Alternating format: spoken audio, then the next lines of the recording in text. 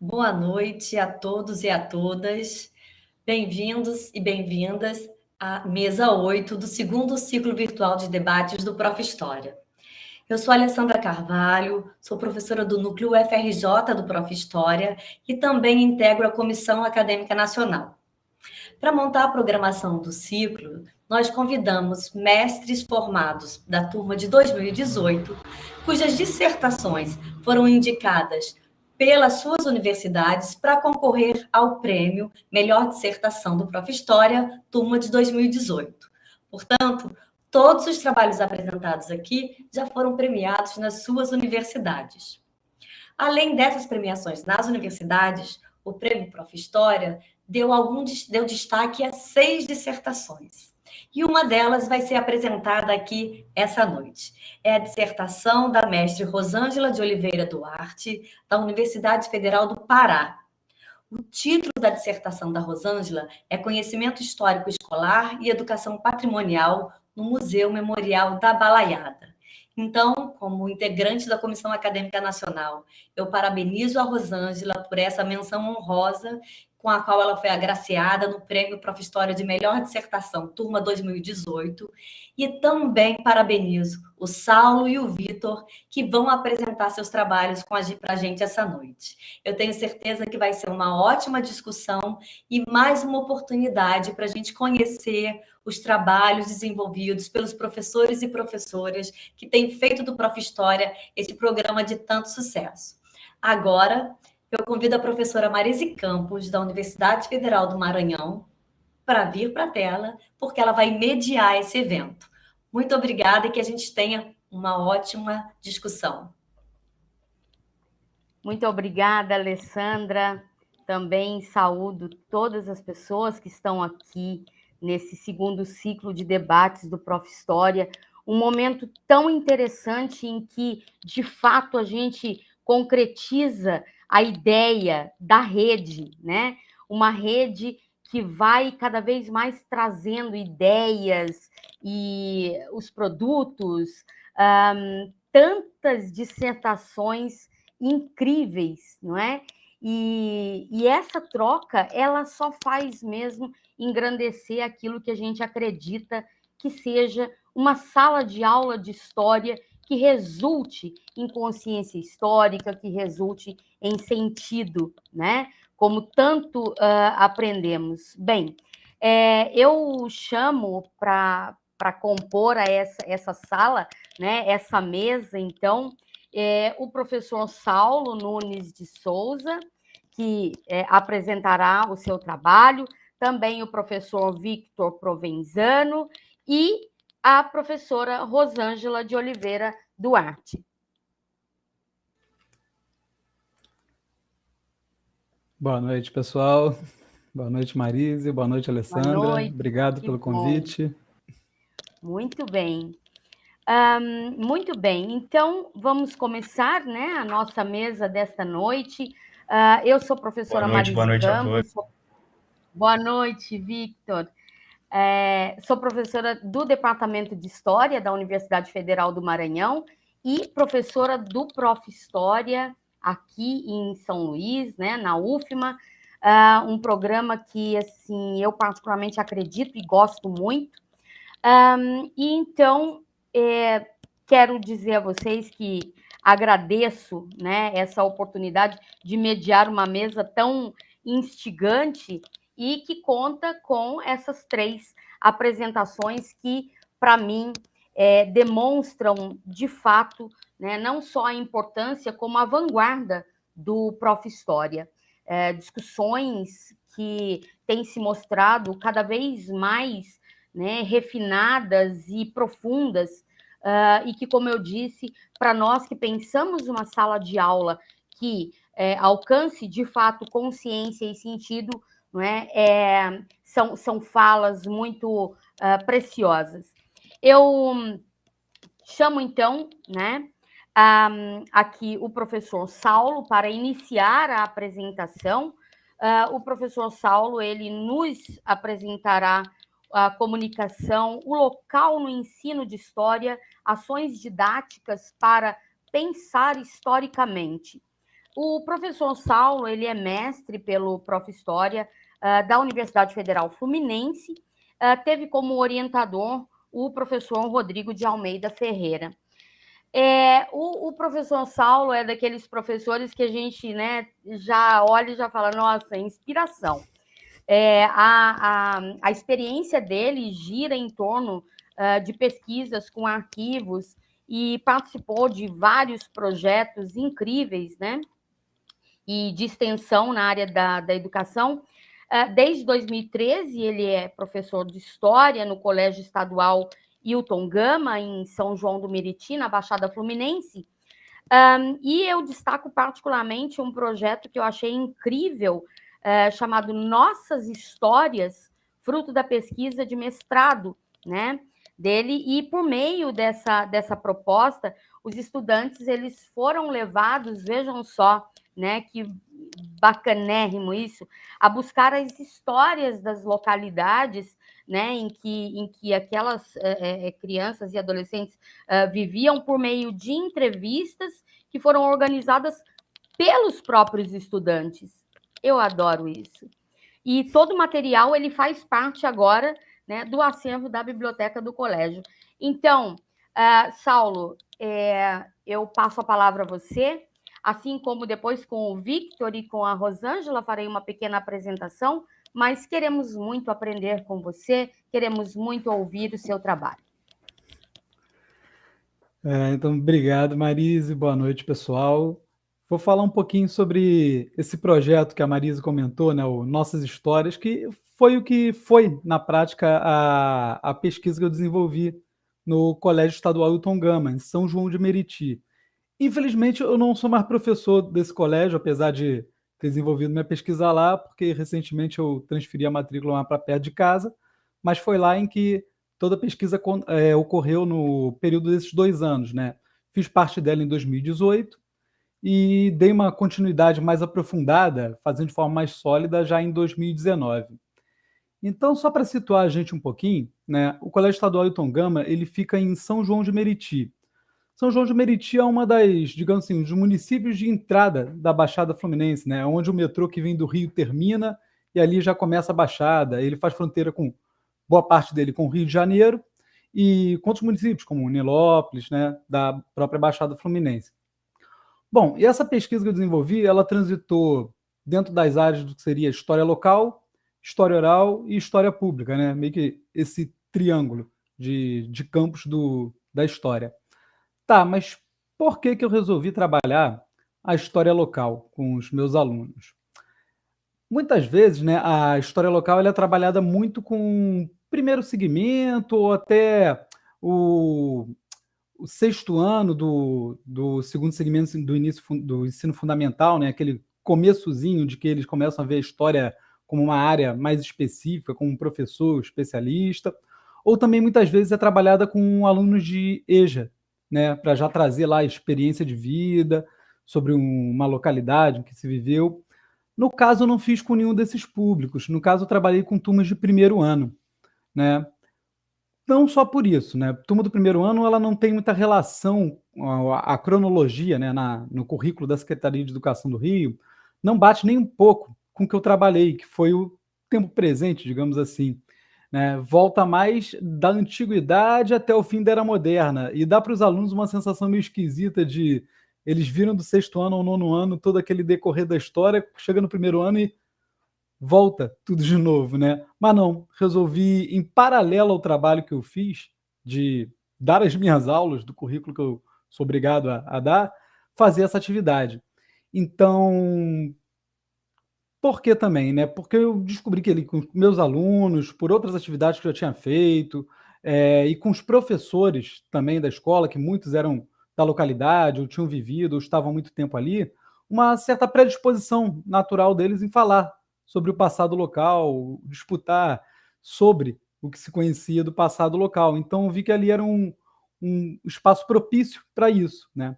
E a história oral foi a metodologia que eu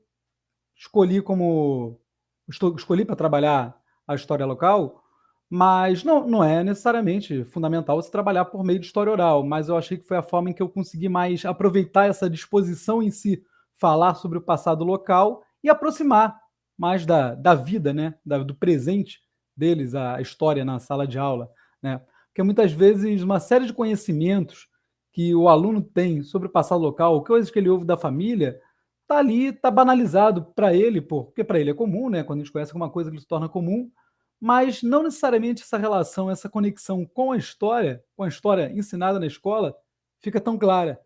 Então, a ideia foi isso, foi tentar aproximar o aluno, de tabela, as famílias, ou seja, o passado local da história ensinada. Então, foi uma atividade que se pautou muito pela mediação de saberes, tá? Então, como que eu desenvolvi esse trabalho? Como eu já tinha dito, são turmas de primeiro ano, que trabalhou comigo nos 2 anos, 2018 e 2019. Tem uma questão interessante que, apesar, né, de se trabalhar muito, como eu falei, história local, com os mais novos ou já na EJA, o aluno do início de ensino médio, né, ele está ali num momento novo para ele já tem uma certa inserção na vida social, né, da sua localidade, que possibilita ele ter uma maior autonomia para conhecer, para falar, para até investigar sobre o passado local. E que local foi esse que eu estou falando? Como eu disse, a escola fica no município de São João de Meriti, mas eu percebi que pela própria localidade da escola, que ela está numa ponta do município, em que uma quadra de distância já é Rio de Janeiro, ali os bairros de Anchieta e Pavuna, né, que são os bairros mais próximos, e a outra quadra em outra direção já está em Nilópolis, e que desses espaços variados vêm os alunos, e não apenas desses, porque a escola também tem um curso de enfermagem técnico que atrai alunos de diversos lugares da Zona Norte do Rio e da Baixada Fluminense. Então, percebi que não daria para trabalhar uma ideia de local delimitado ao espaço do bairro ou do município de São João, que é onde a escola está localizada. Então, a partir da ideia de que vamos trabalhar a história local a partir das histórias que chegam na escola por meio dos alunos, ou seja, a escola como um lugar onde outros lugares se encontram, tá? Então tá. No ano de 2018, né, eu precisava testar se isso daria certo. Então, de forma bastante improvisada, no final do ano, eu tive um encontro, 2 no máximo, com os meus alunos, que a gente sentou em roda, debateu um pouco sobre o passado local, o que eles sabiam, algumas curiosidades, né, como o bairro, que tem uns 5 nomes, né, não bairro, a localidade da escola, tipo, cada um com suas explicações, e entramos na proposta de, vamos entrevistar algum familiar ou algum parente mais velho para poder contar um pouco sobre esse passado local, né? A ideia era gravar entrevistas, eles fizeram em grupo, então, se um tivesse um celular já naquele grupo, já seria o suficiente, né? É um trabalho que não necessitaria de internet, porque seria só filmar. E a ideia era que, na apresentação de final de ano, que todo final de ano tem uma semana cultural nesse colégio, que é fantástico, em que os professores das áreas de humanas, cada um desenvolve um projeto com uma ou com mais turmas, no caso eu fiz com minhas 3 turmas de primeiro ano, apresentam. Então, nesse primeiro ano de 2018, já nesse finalzinho de ano, a gente apresentou essas entrevistas, né? A gente assistiu um pouco junto antes, cada turma respectivamente, e depois apresentamos para a comunidade escolar. E foi bastante interessante, surgiram ali uma série de assuntos, temas que a gente resolveu explorar melhor no ano seguinte. Então, a partir dali, eu vi que era viável desenvolver uma pesquisa mais a fundo e de forma mais bem trabalhada, mais densa. Se no improviso funcionou em alguma medida, né? Funcionou, na verdade, bem legal, então a ideia era elaborar mais isso para o ano de 2019. Não trabalhei com os mesmos alunos no ano de 2019, porque aí eu peguei outras 3 turmas de primeiro ano que trabalharam comigo de novo. Só que como que eu fiz isso em 2019? Eu desenvolvi um plano pedagógico, né, voltado para se pesquisar a história local a partir da história oral, e que ele cortou todo o ano letivo, né? Foram, em essência, assim, 8 aulas, ou 10, de 8 a 10 aulas, né, que tem algumas que não foram a aula inteira, que nós desenvolvemos atividades, que eu chamei cada uma de uma ação didática, lembrando, em paralelo com o currículo, então eu tinha que comer uma aula daquele bimestre, que a gente sabe que às vezes já perdeu uma aula, às vezes é um sufoco que a gente passa, para poder desenvolver as atividades. Então elas foram cortando do iniciozinho do segundo bimestre, quando já conhecia eles um pouco mais, até o final do ano, para a outra exposição de final de ano que teria. Bom, eu dividi essas ações didáticas em 2 etapas. Uma primeira etapa que eu resolvi desenvolver foi uma etapa de estudo, digamos assim, de reflexão sobre o passado local, com os alunos, e uma segunda etapa que já seria a etapa mais técnica, de como nós vamos filmar e como que a gente vai apresentar, o que vai sair daqui. Então, essa primeira etapa foi fundamental, porque claramente no resultado das entrevistas que decorreram dela, se viu um efeito dessas. Então, essas ações didáticas dessa primeira etapa foram 4, basicamente. Uma primeira ação didática em que foi basicamente um exercício de variação de escala, né, que toca muito na microhistória, em que, para causar um estranhamento nos alunos, para entender quem somos nós ali naquela turma, naquela escola, comparado com outras perspectivas macros, como a do município, do estado e do país. Então, a gente foi variando a população, tanto quantitativamente, como aspectos sociais, raciais, religiosos, da população do Brasil, do estado de São João de Meriti e até chegar à escola, por meio dos dados da matrícula, né, que a gente analisou. E também começamos a comparar locais, municípios, bairros de nascimento dos alunos, né? E nas entrevistas de 2018 já tinham surgido algumas muito interessantes que, algumas, assim, uma quantidade significativa delas, os familiares contavam das histórias de por que eles foram para lá, como que eles chegaram lá, ou seja, várias histórias de imigrantes. Num dado momento, quando a gente estava analisando nessa primeira ação didática os locais de nascimento dos alunos, era curioso que, assim, em cada turma tinha no máximo 2 alunos que tinham vindo de outros estados.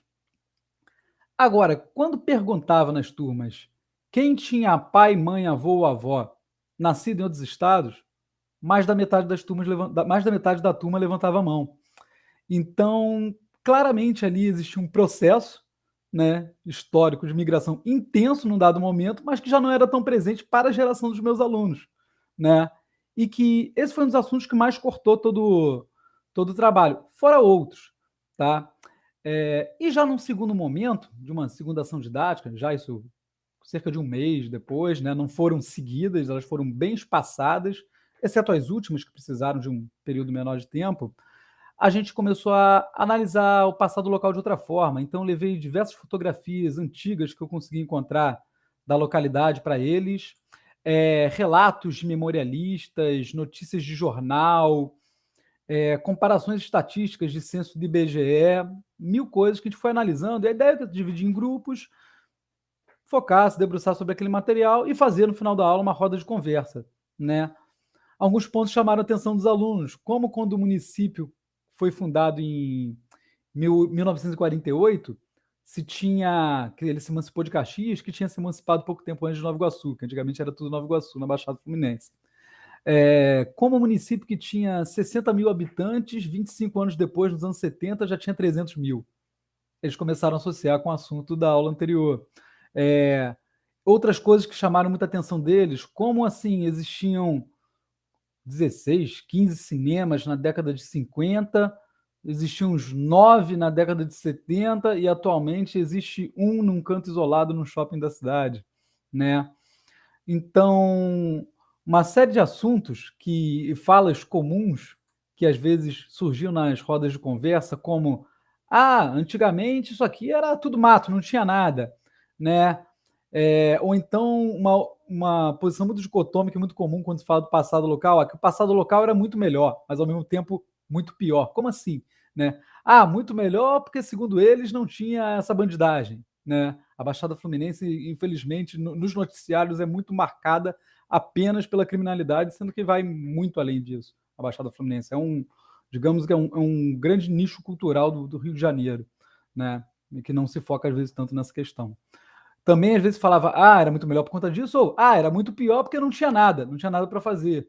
E já nesse primeiro momento eles começaram a ver que, tinha ali cinemas em tudo quanto é lugar, né? Tem um fenômeno muito comum que, basicamente, toda estação de trem tinha uma praça, uma igreja e um cinema.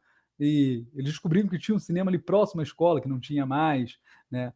E também aquela coisa, a ideia do não fazer nada parece que foi por água abaixo nesse momento. E, então, a ideia do ser mais seguro, estavam ali também uma série de relatos de delegados, de policiais percorrendo bandidos que existiam na década de 30, 40, até antes.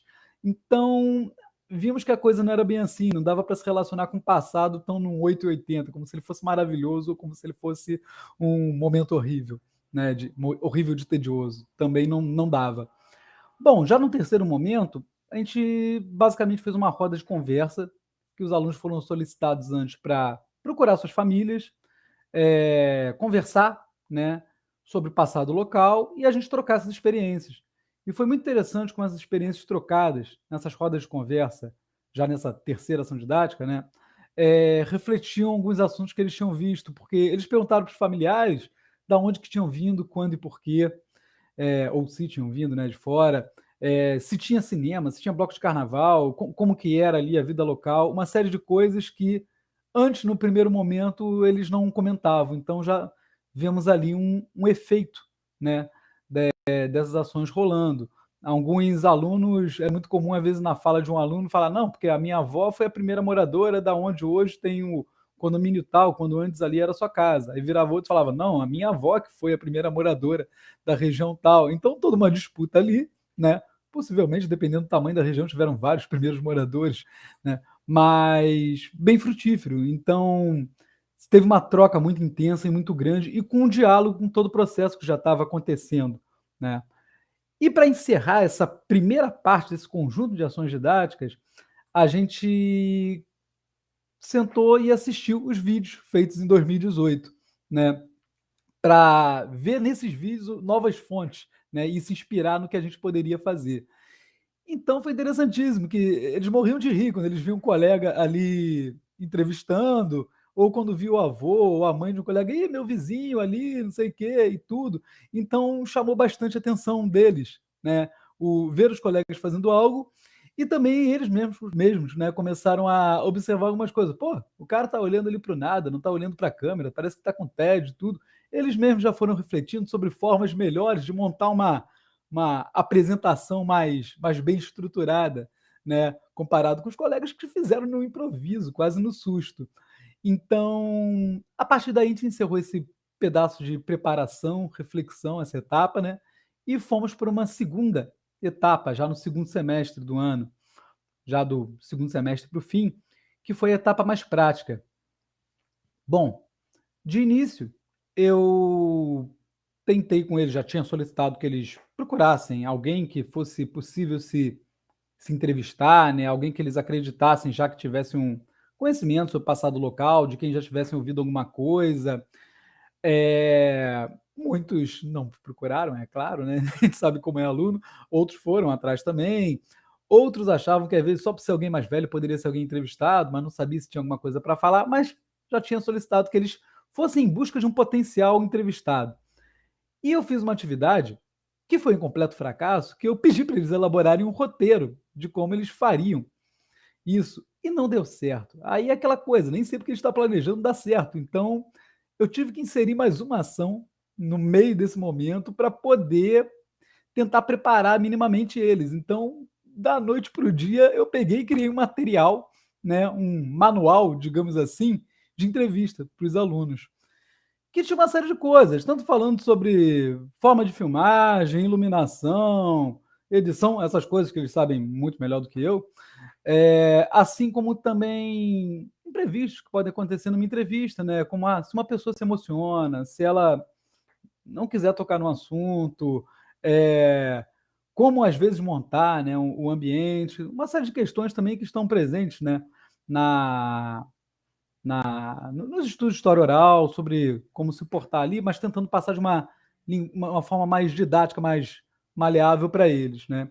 E surtiu bastante efeito, né? Nessa segunda leva, a partir daí, então, né, quando eu fiz esse material, pensei, bom, agora vamos ver o que dá. Aí eles tiveram 2 semanas, né? Foram liberados, tiveram 2 semanas para fazer as entrevistas. Nesse meio tempo, eu estava, inclusive, no Congresso do Prof. História, lá em 2019, apresentando a parte até aí desse trabalho. Não sabia o que ia acontecer, com a cabeça lá em São João de Meriti. E eles desenvolveram as entrevistas que foram apresentadas na Semana de Cultura no final do ano. Saulo, desculpa, 5 minutinhos, Saulo. Ok, já estou encerrando, inclusive. E foi bem interessante, né? Que aí tinham sido umas 20 e poucas entrevistas no ano de 2018, aí foram quase 30 no ano de 2019, né? Eles, de novo, se organizando em grupos, dividindo funções, inclusive, uma coisa que eu tive que martelar muito na tecla, né? Tipo, divide, é muito trabalho para um fazer, né? Ou para todo mundo tentar fazer tudo junto, né? É um trabalho naturalmente que tem que ser em grupo, né? Acho que tudo que envolve alguma filmagem ou envolve desenvolver um projeto, principalmente desenvolver um acervo, né? Não pode ser um trabalho que fica com um tendo muita coisa para fazer, senão não vai fluir. Tivemos a apresentação, os alunos que infelizmente não pôde ser aberto aos familiares, que não é tão simples assim abrir às vezes uma escola num horário para os familiares, mas alguns irmãos conseguiram ir, outros foram de penetra, mas foram também, né? E apresentaram para os demais alunos, né? Não acabou aí, por quê, né? Geralmente num trabalho de história oral, presumo que você vai, depois de produzir as fontes, se debruçar sobre elas e analisar aquele contexto e tudo. Não chegamos nesse momento por um motivo, né?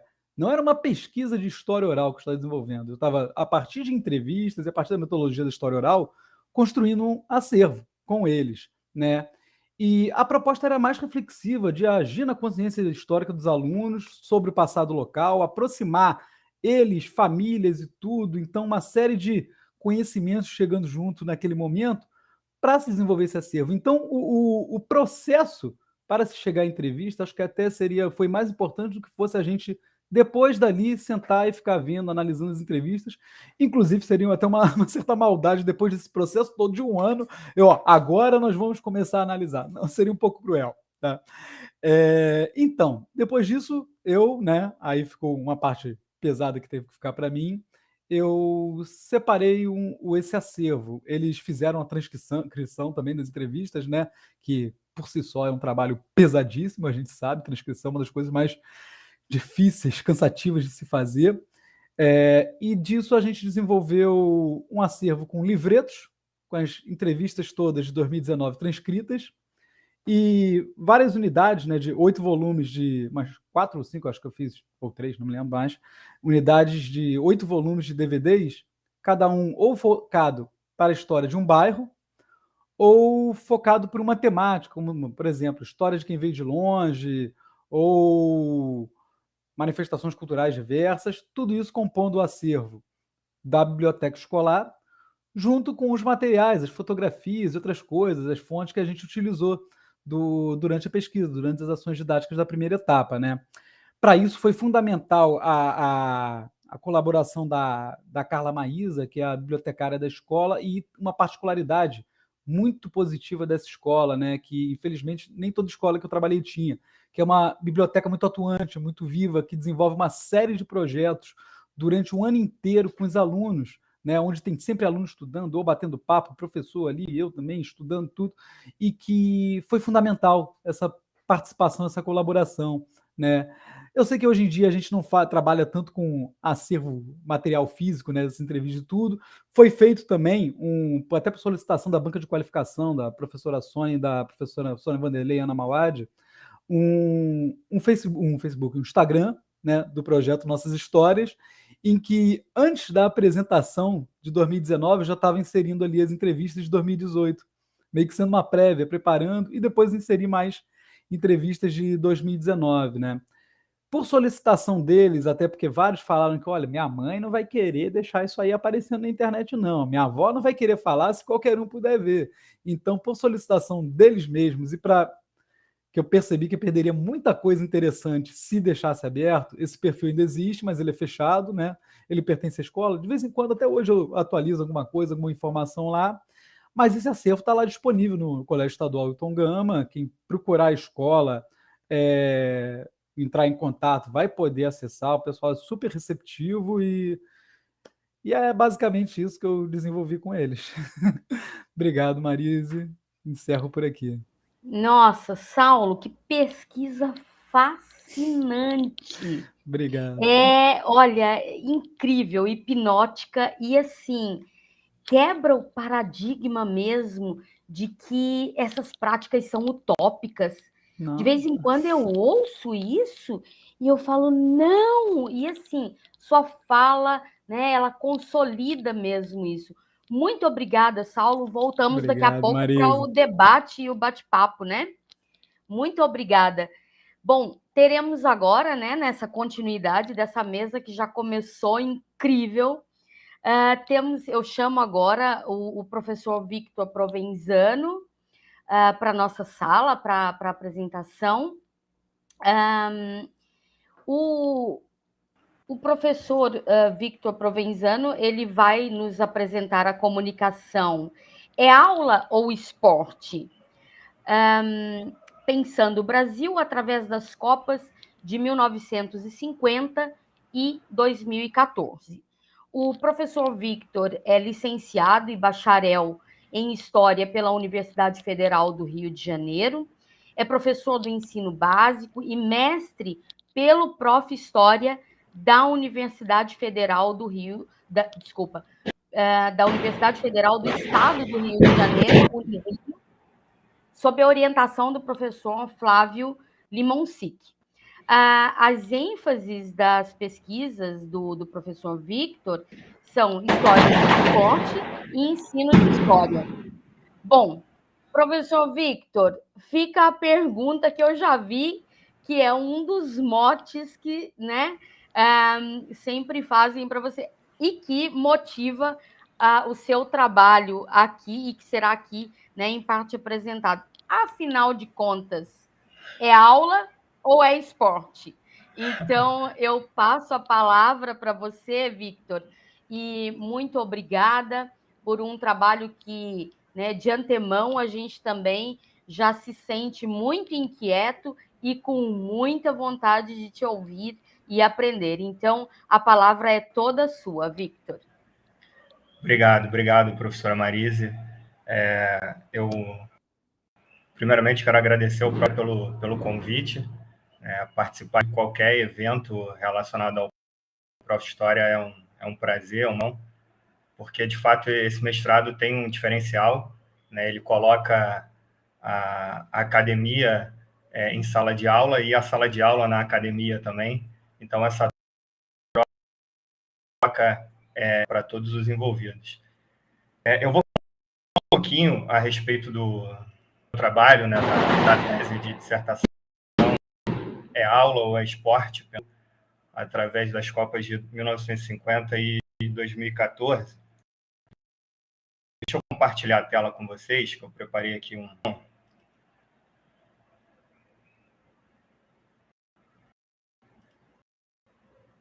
Acho que...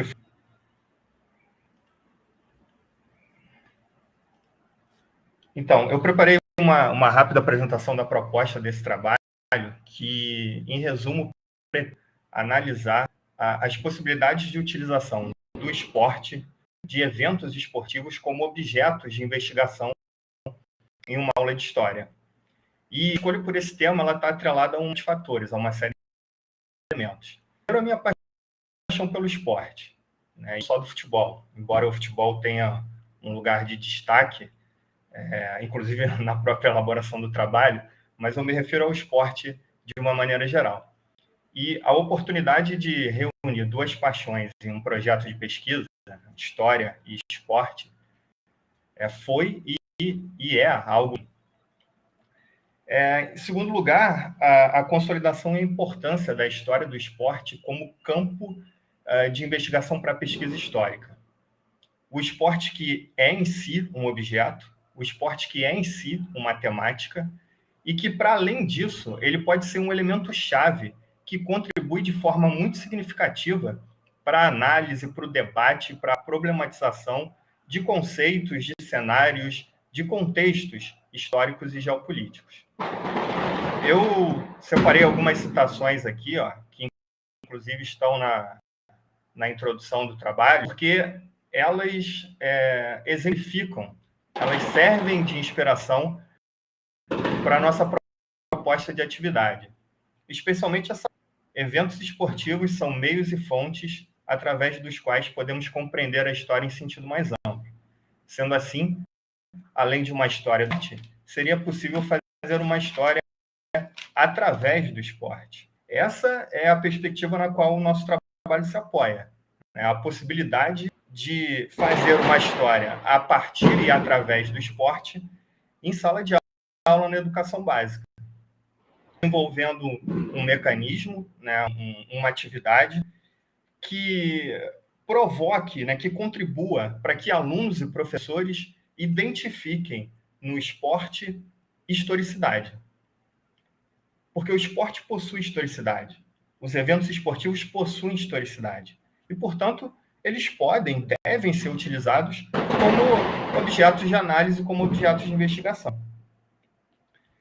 Embora, né, em âmbito acadêmico, a história do esporte já tenha uma projeção como campo de pesquisa histórica importante, né, tenha atingido um outro patamar, o ensino de história na educação básica não acompanha o desenvolvimento desse trabalho.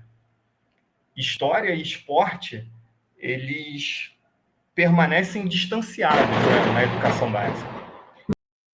E o esporte, os eventos esportivos, eles acabam sendo subaproveitados, mal aproveitados. Diante do potencial que tem, a gente consegue identificar um subaproveitamento, né, do esporte, dos eventos esportivos, em sala de aula na educação básica.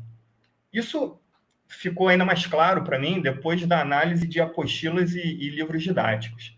Né? No meu trabalho, no nosso projeto, a gente decidiu fazer uma análise de livros didáticos e apostilas. Foram 5 livros didáticos e 2 apostilas de grande circulação aqui em escolas do Rio de Janeiro, né? Escolas públicas e escolas privadas. E é bem verdade que na maioria absoluta desses livros que foram analisados, o esporte aparece.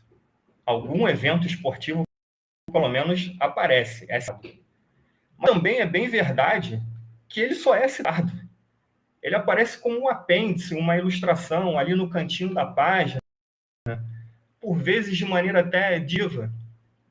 Eu até separei aqui alguns exemplos dos livros que foram analisados, né? Sempre com uma análise muito restrita diante das possibilidades e do potencial que a gente tem para trabalhar em sala com esses eventos esportivos. E a gente, depois dessa análise, né, eu acabei identificando, né, não só um subaproveitamento do esporte, objeto de investigação, não só o subaproveitamento dos eventos esportivos em sala de aula, mas também análise dos livros de Irace, um mau aproveitamento no próprio trabalho com as fontes. Porque essa aqui é outra citação importante que eu considero significativa para o trabalho, né? As fontes não podem ser utilizadas como elemento ilustrativo na construção de uma aula, mas sim como instrumento efetivo para a produção do saber, oferecendo chaves para o acesso à sua estrutura como conhecimento científico do passado. Em um mundo que a gente vive, onde nós somos bombardeados, né, 72 horas por dia com informação, e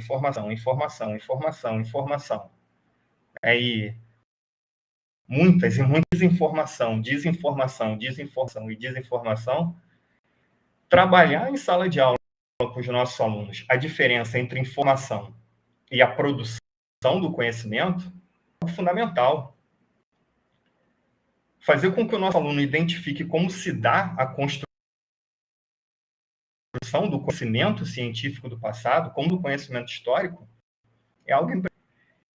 E justamente para que isso aconteça, ele tem que ter contato com as fontes, ele tem que saber trabalhar com fontes, ele tem que ampliar a sua visão do que é uma fonte histórica. Confrontar fontes, entender em que contextos foram produzidas, enfim, problematizar essas fontes. E o esporte pode cumprir um papel determinante nesse sentido. Porque o esporte é um elemento tangível, de muitas maneiras, próximo à realidade de alunos e professores. Mesmo aqueles que não gostam de esporte ou que não praticam atividades esportivas. O esporte faz parte das pessoas. Acho que pouquíssimas, talvez nenhuma manifestação cultural no século XX, nesse início do século XXI, tenha conseguido reunir, mobilizar, fazer parte do cotidiano das pessoas como esporte. Então, ele é um elemento tangível. E como elemento tangível, ele pode ser trabalhado em sala de aula, inclusive cumprindo um papel de aproximação entre os professores e os alunos e a própria aula. Isso ficou muito evidente para mim depois da minha participação nesse projeto História e Geopolítica do Esporte no século XX. Foi a partir desse projeto que, na verdade, essa dissertação começou a ganhar forma, começou a ganhar corpo. Um projeto que eu trabalho já há algum tempo com colegas de Geografia e Educação Física, né? Um projeto transdisciplinar, multidisciplinar. Aliás, essa é outra característica importantíssima do potencial para ser trabalhado em sala de aula. Ele é um objeto multidisciplinar, transdisciplinar. E nesse projeto a gente buscava sempre analisar com cenários, contextos do século passado, tendo como fio o esporte. Então, nós analisávamos, por exemplo, características de regimes fascistas no entre guerras a partir e através da Copa do Mundo de 34, da Copa do Mundo de 38, dos Jogos Olímpicos de Berlim em 36. A gente analisava o regime franquista na Espanha, por exemplo, a partir da historicidade da rivalidade Real Madrid e Barcelona. O professor de Geografia, inclusive, trabalhava as questões dos movimentos separatistas, falando também da historicidade desse tipo de rivalidade. A gente analisava as confluências, as semelhanças entre o Estado Novo de Vargas e esses regimes, porque a historiografia aponta, né, muitas influências, muitas semelhanças, diferenças também. A gente analisa, trabalha, né, essas semelhanças, essas confluências e essas diferenças a partir das políticas esportivas que foram desenvolvidas por Getúlio. A gente fala de panafricanismo tendo como objeto central de investigação essa aqui, a século, né? Entre o Mohamed Ali e o Foreman. A luta do século foi do século passado, mas a gente já virou e continua sendo a luta do século. O que o Mohamed Ali entende, o que o Mohamed Ali entende no africanismo, o que o George Foreman entendia como panafricanismo, por foi realizada no Zaire, o que está acontecendo africano na década de 70, quem é o Hutu que governa o Zaire nesse período, enfim, a gente pode trabalhar uma série de elementos tendo como objeto essa luta. É óbvio, inclusive, a própria biografia do nos permite um leque ainda maior de alternativas, né, para se trabalhar em sala de aula.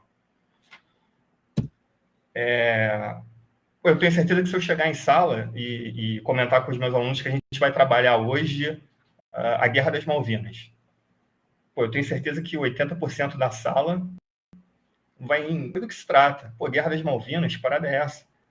Mas se eu disser que a aula é sobre isso aqui, cara, eu já tenho imediatamente um outro olhar do aluno para essa aula. Porque isso aqui ele viu, o Maradona fazendo 2 gols contra a Inglaterra, o gol de todo mundo. A Argentina e a Inglaterra em 86, 4 anos depois da Guerra das Malvinas. A gente olha as dos jogadores da seleção e da seleção inglesa antes e depois do jogo. Como a imprensa argentina e a imprensa inglesa cobriram essa partida. E a partir daí, a gente pode elencar em sala de aula questões como a ditadura militar argentina, a Guerra das Malvinas, o plano da Margaret Thatcher na Inglaterra, enfim. A gente tem uma série de possibilidades que podem ser trabalhadas em sala de aula a partir e através desse evento esportivo. E, embora, né, nós trabalhássemos temas de história do Brasil nesse projeto, bem verdade, o número de temas relacionados à história geral era maior. E eu sentia a vontade e a necessidade de desenvolver uma atividade, né, com esse mesmo tipo de perspectiva voltado exclusivamente para a história do Brasil. Até porque hoje é menos, ainda bem, mas mesmo assim, a gente continua se deparando com alunos que gostam de comentar, né? Eu prefiro história geral à história do Brasil. Eu não vejo muito problema nisso, não. Preferência é preferência. Não tem muito problema em relação a isso. Agora, o que me incomoda muito, inclusive foi um dos motores, né, que me incentivaram a desenvolver esse projeto voltado exclusivamente para a história do Brasil, é que muitos alunos se sentiam mais próximos a temas e realidades de história geral do que a temas e realidades de história do Brasil. Pô, isso me incomodava demais. Então, sentia essa vontade, essa necessidade de utilizar esse mesmo tipo de abordagem voltado exclusivamente para a história do Brasil. Foi aí que o professor Flávio, né, meu orientador, me ajudou a estabelecer esse recorte. Né? Decidimos estabelecer um recorte que envolve 2 eventos esportivos de grande porte realizados no Brasil, a Copa do Mundo de 1950 e a Copa do Mundo de 2014. Aliás, essa foi uma grande dificuldade que eu tive no Prof. História, né? Era de estabelecer um recorte. Eu sabia que eu queria falar de Brasil, eu sabia que eu queria falar de história e esporte, mas estabelecer isso para mim. Né? O meu orientador, o professor Flávio, foi decisivo porque eu estava muito perdido em relação a isso. Então, a gente parte do princípio que o futebol, na figura desses 2 eventos esportivos, pode contribuir para que a gente lance um olhar mais amplo em relação às transformações, continuidades, permanências na vida social do brasileiro nesse intervalo de 64 anos. É lógico que o Brasil de 1950 é diferente do Brasil de 14. É lógico que o Brasil de 2014 é diferente do Brasil de 1950. Existem muitas rupturas, mas também continuidades, permanências, retrocessos, inclusive. E por que não analisar, trabalhar isso em sala de aula, tendo o esporte como objeto de investigação? Então, a proposta do trabalho é exatamente essa. A gente divide a turma, e o trabalho foi para uma turma de 2º ano do ensino médio. A gente divide a turma em grupos. Na verdade, cada grupo é responsável por um eixo temático. São 5 eixos temáticos, eu vou falar deles daqui a pouco. E a proposta da atividade é assim: nós organizamos 2 caixas históricas. Né? A Caixa Histórica do Brasil de 1950, a Caixa Histórica da Copa do Mundo Brasil de 2014. O professor disponibilizará fontes nessas caixas históricas. Fontes que estão relacionadas a esses eixos temáticos aqui: integração e mobilidade. Então, a gente disponibiliza, por exemplo, as cidades que sediaram o Mundial de 50, quais foram as cidades sedes do Mundial de 2014, como as seleções chegaram ao Brasil em 1950, como se deslocaram de uma cidade para outra, como fizeram o mesmo em 2014, a malha aeroviária, rodoviária, ferroviária do Brasil em 1950, em 2014. O outro eixo temático, os impactos das derrotas na memória coletiva e na identidade nacional. Selecionamos crônicas, textos que tratam, né, da derrota para o Uruguai em 1950 e dos 7-1 em 2014. E como esses textos e essas crônicas podem contribuir para que a gente identifique ali algum tipo de memória coletiva ou a partir daquelas derrotas. O futebol como símbolo da inserção do Brasil no processo de globalização. Um olhar mais atento a respeito das escalações, né, da seleção de 1950 e de 2014 podem contribuir de alguma forma para que a gente problematize essa questão da inserção do Brasil no processo de globalização. Em 1950, todos os jogadores atuavam aqui. Em 2014, quase ninguém. Eram 3. Qual era o centro técnico, tático e econômico do futebol em 1950? Qual era o centro técnico, tático e econômico do futebol em 2014? As mulheres no mundo do futebol.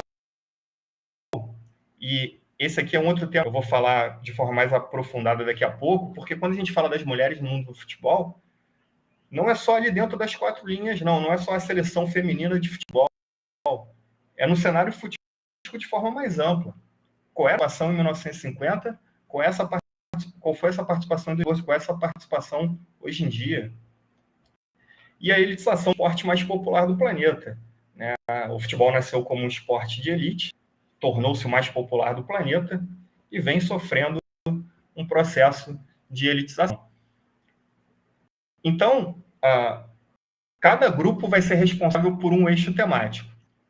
Esses grupos consultarão as caixas históricas, né, buscando fontes, trabalhando diretamente com fontes que estejam relacionados aos eixos temáticos pertencentes ao seu grupo. E, a partir daí, eles produzirão um trabalho, um texto, tendo questões norteadoras. O que era o Brasil em termos de integração regional e mobilidade em 1950, o que é o Brasil nesses mesmos termos hoje. Como crônicas jornalísticos retratam as duas maiores derrotas do esporte brasileiro em toda a sua história, quais as semelhanças e diferenças, que impactos essas derrotas tiveram na memória coletiva e na identidade nacional a partir da análise dos textos e das crônicas. O que um olhar mais atento sobre as convocações da Copa de 50 e 14 podem nos dizer sobre a globalização e a inserção do Brasil nesse processo. Aquilo que nós comentávamos agora há pouco. O futebol nasceu como esporte elitista, virou o mais popular do planeta, ficou elitista de novo. E aí, quando a gente fala da elitização do futebol, não é só a questão das arenas, né? É evidente que essa questão da arena, conciliar comodidade e segurança com o preço do ingresso tem sido um grande problema no futebol brasileiro. Mas a elitização passa por uma série de outros elementos. A disparidade entre os clubes, a dificuldade que você tem hoje em dia para acompanhar jogos do seu time. É quase impossível você acompanhar todos os jogos do teu time, porque você tem que fazer primeiro uma TV por assinatura. Aí você assina a TV, você tem que assinar depois o canal X. Aí depois do canal X, o canal X Plus. Depois o canal X Plus Mega Blaster. Então, é difícil, é praticamente impossível.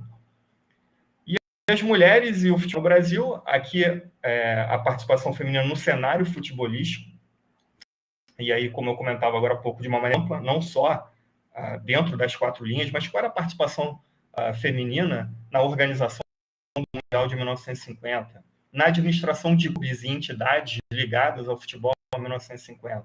Qual é o mesmo tipo de participação hoje? Temos avanços, não temos avanços, estamos distantes de um cenário ideal? Esses temas podem ser problematizados a partir desses dois eventos.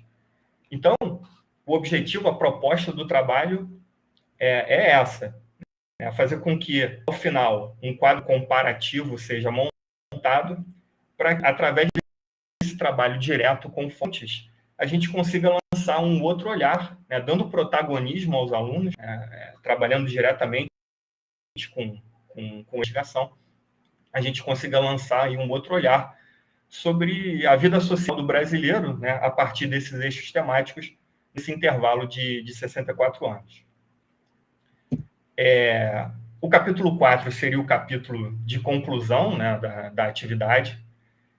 Infelizmente, eu ainda não consegui colocar essa atividade em prática, porque ela foi pensada, desenvolvida ao longo de 2019, eu defendi em 2020, e em 2020 não tivemos aula presencial, evidente por conta da pandemia, ficamos no ensino remoto. Em 2021 as aulas voltaram, só a partir de um determinado período, e também com um número reduzido de alunos. Então, e mesmo reunir os alunos em grupo, naquele momento, seria complicado por conta do distanciamento. Eu acabei ainda não conseguindo colocar essa atividade plenamente em prática. Mas a proposta e a perspectiva do trabalho são essas. É isso.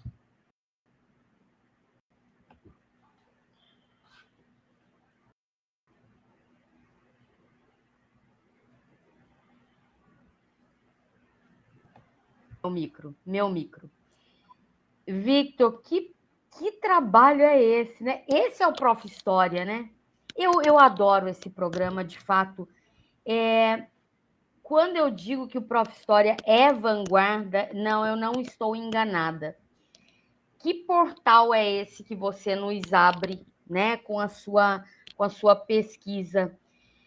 Que pesquisa tão envolvente e tão incrível, porque é isso, como você fala, de todos os esportes, mas o futebol, ele é um traço cultural nosso inegável. E esse é um portal absolutamente incrível para a gente trazer os nossos estudantes para dentro, como você diz, né? Para dentro da aula.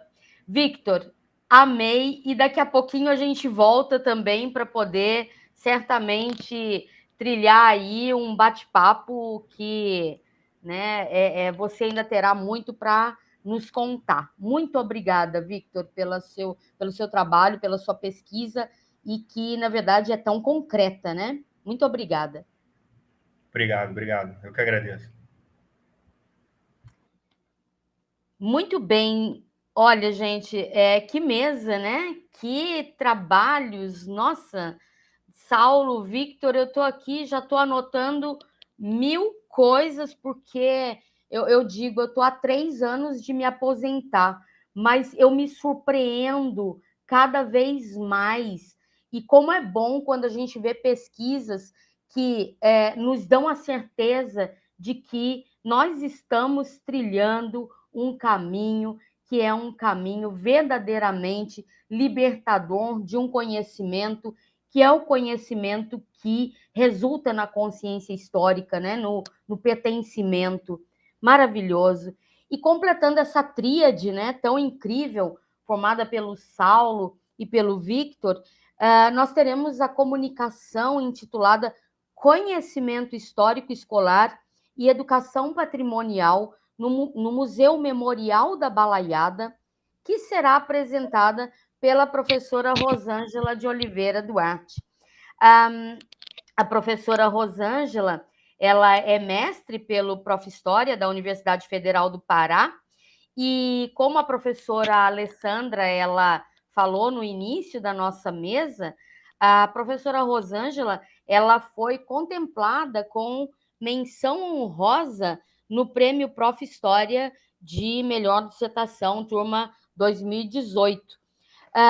Então, eu passo a palavra agora para a Rosângela, para que, então, você nos apresente, Rosângela, esse seu trabalho, né, que também, né, completa essa mesa com, eu acredito, muitas propostas inovadoras e um descortinar de um ensino de história, que é um ensino de história absolutamente em contraponto daquele ensino estático, daquele ensino que não provoca, daquele ensino, não é, que resulta em tantas vezes a gente ouvir: para que é que eu preciso saber disso? Então, Rosângela, estamos aqui para te ouvir e, de antemão, parabéns por essa menção honrosa. Obrigada, boa noite. Estão conseguindo me ouvir? Sim, estamos conseguindo te ouvir muito bem. Ai, que bom, que nós estávamos com um problemazinho técnico, mas ainda bem que foi resolvido.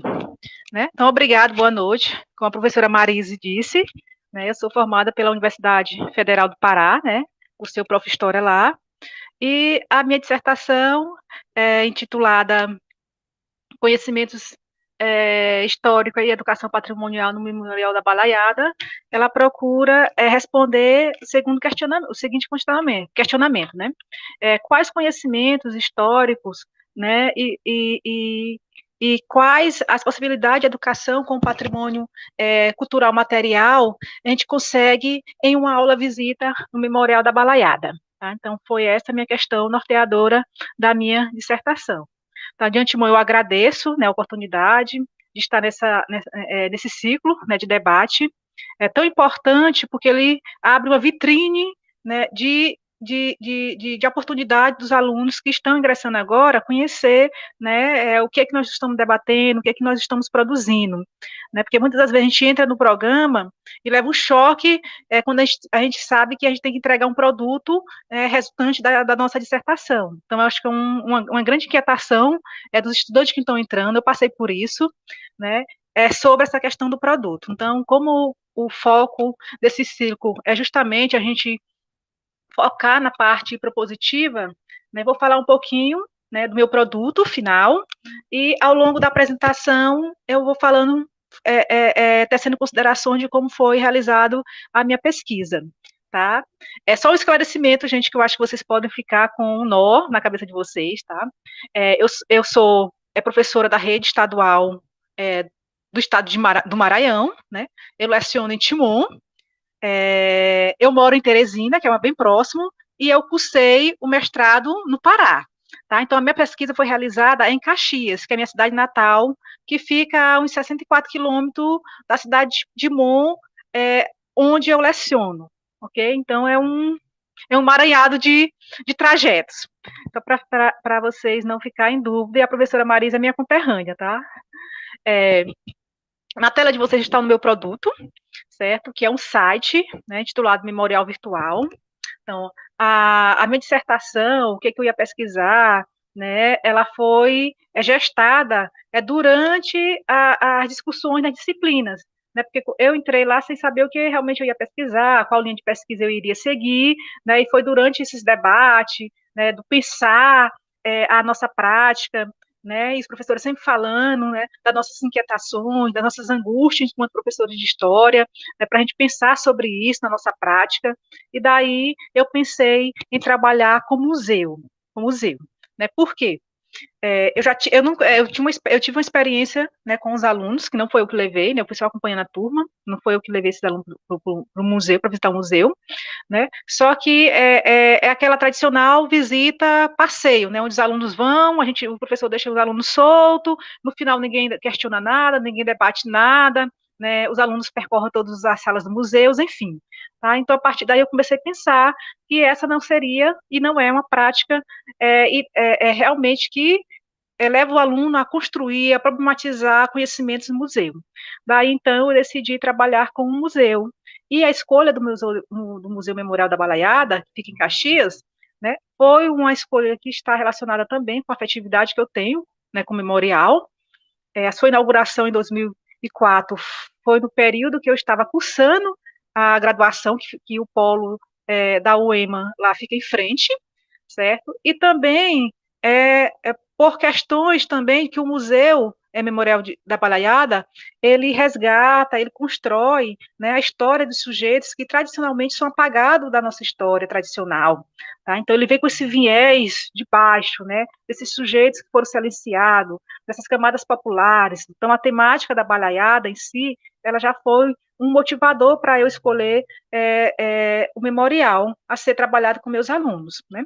Ele fica distante da escola que eu trabalhava, que eu lecionava na época que eu fiz a pesquisa, né, que eu não estou mais nessa escola, 64 quilômetros, tá? Então, eu tive que alugar um ônibus, tem toda uma questão por trás, né, uma série de dificuldades que a gente sabe enquanto professor, né, quando a gente quer trabalhar com os nossos alunos extra-escola, né, fora dos muros da escola, a gente sabe que tem toda uma logística, né, questão de ônibus, de acompanhamento, de autorização dos pais, de professores que não querem ceder horários, enfim, tá? Daí, dessas questões de distância, né, que eu resolvi por esse produto ser virtual, né, pensando justamente nessa logística, como é que eu vou, né, proporcionar, como é que eu vou possibilitar que mais professores ele tenha conhecimento desse memorial, né, porque o Memorial da Balaiada, ele vai na contramão da maioria dos museus brasileiros, que são museus elitistas, né, então ele vem resgatar realmente essa memória da Balaiada, fora do que, né, a nossa história regional, ela aparece muito pouco nos livros didáticos, então todas essas questões me fizeram ir, né, ao Memorial da Balaiada. Então, o produto, ele foi gestado levando em consideração, né, essas questões. Como vocês podem visualizar aí na tela, né, ela é direcionada ao professor, certo? Na primeira página, né, a página inicial, eu falo um pouquinho né, sobre esse produto, do meu mestrado. Inclusive, o título, eu já até mudei da dissertação, aí está outro título, eu vou até fazer essa mudança, tá? Então, eu falo um pouquinho sobre esse produto que eu estou disponibilizando para o professor. Tá? Então, é a página inicial, o Anderson vai me ajudar aí, vocês podem ver, tem uma imagem de uma sala da elite caxiense do século XIX.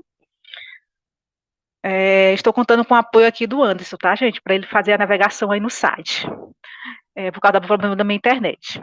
Vamos lá, Anderson. Você pode clicar para mim, por favor, aí o memorial, nessa aba do memorial. Isso, pode ficar aí. Tá? Então, nessa aba aí, gente, eu trago um pouquinho sobre o memorial, né?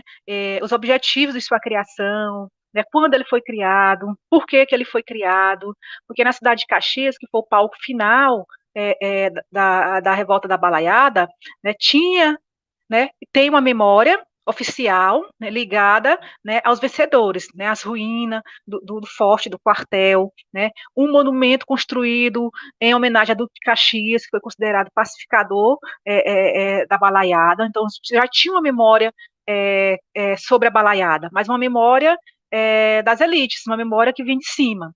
Tá? Então, o memorial ele veio justamente para fazer esse resgate, para construir, né, a memória dos balaios, para contar a balaiada a partir desses sujeitos que nos livros didáticos, quando aparece, né, pelo pouco espaço que essa temática tem, né, nos livros didáticos, eles aparecem como uma massa homogênea de baderneiros, subversivos, mas quem são esses sujeitos, né?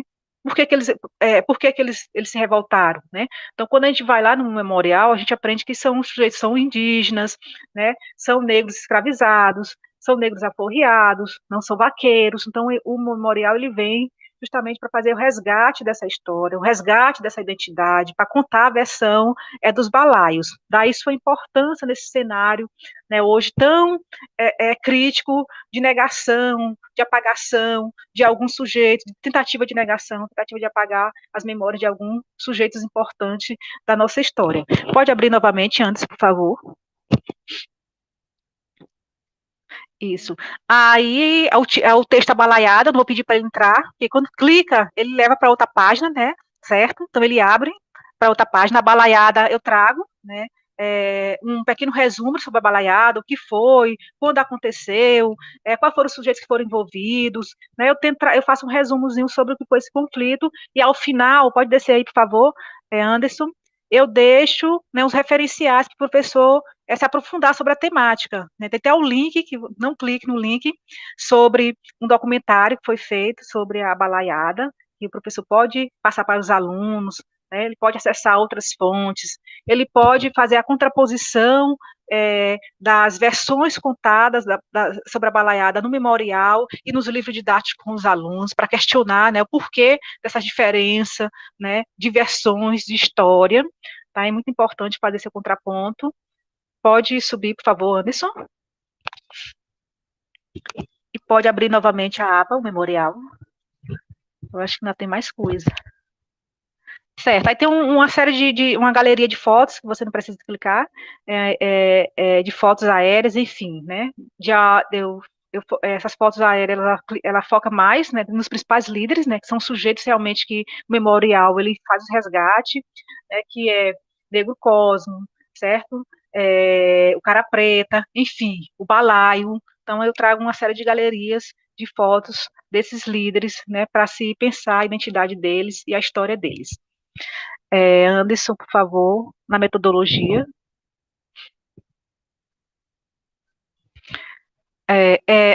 Eu trouxe também um textozinho falando de tecnologias digitais, mas hoje, repensando, eu não colocaria mais. Inclusive, eu vou até tirar, né? Que eu posso mexer. Inclusive, eu tenho algumas ideias ainda para acrescentar no site, né? Alguns vídeos que eu quero fazer. Já conversei com a diretora do museu, então a gente vai fazer um aprimoramento do site ainda, tá? É um produto ainda que vai ser construído e vai ser melhorado. Mas pode clicar bem aí, por favor, antes em orientações. Tá. Então, aqui em orientações, eu faço um relato da minha experiência de dar aula visita com meus alunos, tá? Então, eu fui ao museu em um sábado, com uma turma de terceiro ano, foram 21 alunos que participaram da pesquisa comigo, certo? E eu conto aqui como foi que foi o desenrolar dessa pesquisa, né, que ela se iniciou na escola, né, na sala de aula, né, eu apliquei um questionário para saber os conhecimentos prévios deles sobre o que eles entendiam de museu, né, o que eles entendiam de patrimônio, né, pedi para eles indicar alguns patrimônios, né, que eles conheciam, né, e a partir das respostas deles, né, eu fui trabalhando na oficina, né, esses conceitos com ele, e desmistificando algum desses conceitos, porque muitos alunos eles chegam com a ideia de que o museu é um túnel para o passado, no museu está o passado, no museu está toda a nossa história, né, então a gente tenta, a gente vai trabalhar com os alunos justamente esses conceitos, né, esses significados atribuídos ao museu, né, levando eles a compreender que o museu é um lugar de construção de memórias, mas também de silenciamento, né, então ele está relacionado com questões do presente, né, por que que se criou, né, um memorial para homenagear, para resgatar a memória dos balaios, né, porque que se tinha na cidade, né, uma memória oficial com relação à história tradicional, né, aos vencidos, e não tinha nenhuma referência aos balaios. Então, a partir desses questionamentos, desse trabalhamento que a gente fez na oficina, de patrimônio, que eles também vêm com a ideia de patrimônio, muito daquele patrimônio de pedra e cal, né, dos monumentos importantes para a nossa história, e eles indicam o Cristo Redentor, né, esse movimento tradicional, né, que conta e que mostra e conserva a memória das elites do país. Então, a gente vai tentar desconstruir, né, mostrando que o patrimônio edificado, né, os monumentos, né, as construções remanescentes, né, elas estão aí porque tem toda uma política oficial de tombamento, né, de se criar uma memória das elites, enfim, então a gente eu fui tentando construir com esses meninos, desmistificar esses conceitos com eles. Pode passar, Anderson, por favor? Pode rolar, por favor, para mim? Aí eu conto aqui nas orientações como foi a minha pesquisa, o passo a passo, né, da minha pesquisa, né, as oficinas que eu fiz com ele, a visitação, eu dou algumas sugestões para os professores, né, de como trabalhar no memorial, quais questões eles vão fazer se levantar, que problemáticas eles podem levantar, certo? Sem deixar nada fechado, porque a ideia do produto, a ideia desse site foi justamente apresentar o memorial e deixar ele aberto para que o professor, diante da sua realidade, da sua necessidade, ele possa traçar, né, os objetivos de sua aula, os objetivos da sua visita no tour virtual. Então, não tem nada amarrado, tá? Então, ele abre um leque de oportunidade. Ele pode trabalhar com fonte, ele pode trabalhar com conceito de patrimônio, ele pode trabalhar com memória, enfim. Então, ele tem liberdade total de trabalhar no memorial. Então, nessa parte de orientações, eu trago, né, o passo a passo de como eu fiz a visita física com meus alunos, né, eu dou algumas dicas de referencial que eles podem buscar para se aprofundar na temática, porque essa temática do patrimônio, do museu no ensino de história, para mim foi nova, porque na época da minha graduação não tive contato com esse campo, né, e eu acho que acredito que a grande maioria dos professores, eu concluí minha graduação em 2009, tá, então o Prof. História, ele possibilita justamente isso, a gente ampliar nossos horizontes enquanto professor, tá, e eu consegui, através dessa pesquisa, desenvolver dessa dissertação, fazer isso. Tá? Então, aqui eu trago essas referências, tem um quadro Fica a Dica, onde eu dou dicas para o professor, eu trago os links para ele se aprofundar sobre a temática, enfim, tem todo um suporte teórico, né, metodológico para o professor seguir, né, para o professor ter um embasamento e poder programar a sua visita ao tour, né, que é o grande, eu acho que é o grande AIS do produto. Anderson, por favor, você pode ir na janela o tour virtual.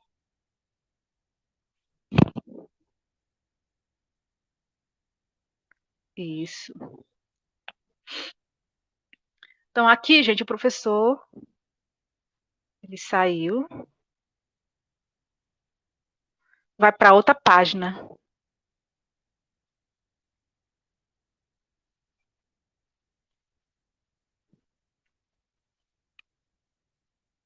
Certo, está mostrando já.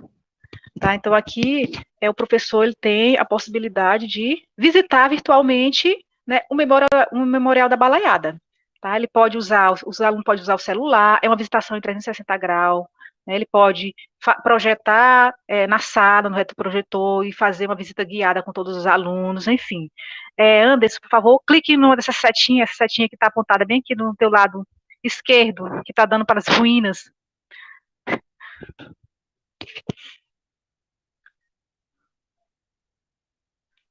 Já entrou dentro do museu. Isso aí é o espaço de dentro, tá, gente? Então, ele pode girar. Anderson, por favor.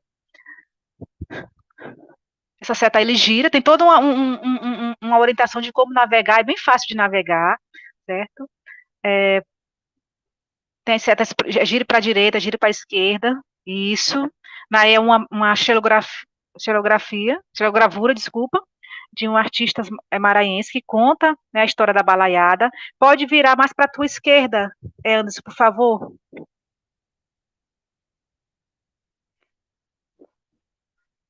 É porque, como ele está navegando agora, gente, teve um problemazinho aqui com minha... Mais, por favor. Isso. Vai em direção à casa de taipa, com essa seta. A setinha que está no chão. Não. Volte. Isso, essa seta. Isso. Essa seta aqui. Que a gente tem possibilidade de entrar dentro dessa casa de taipa. É isso que eu quero mostrar.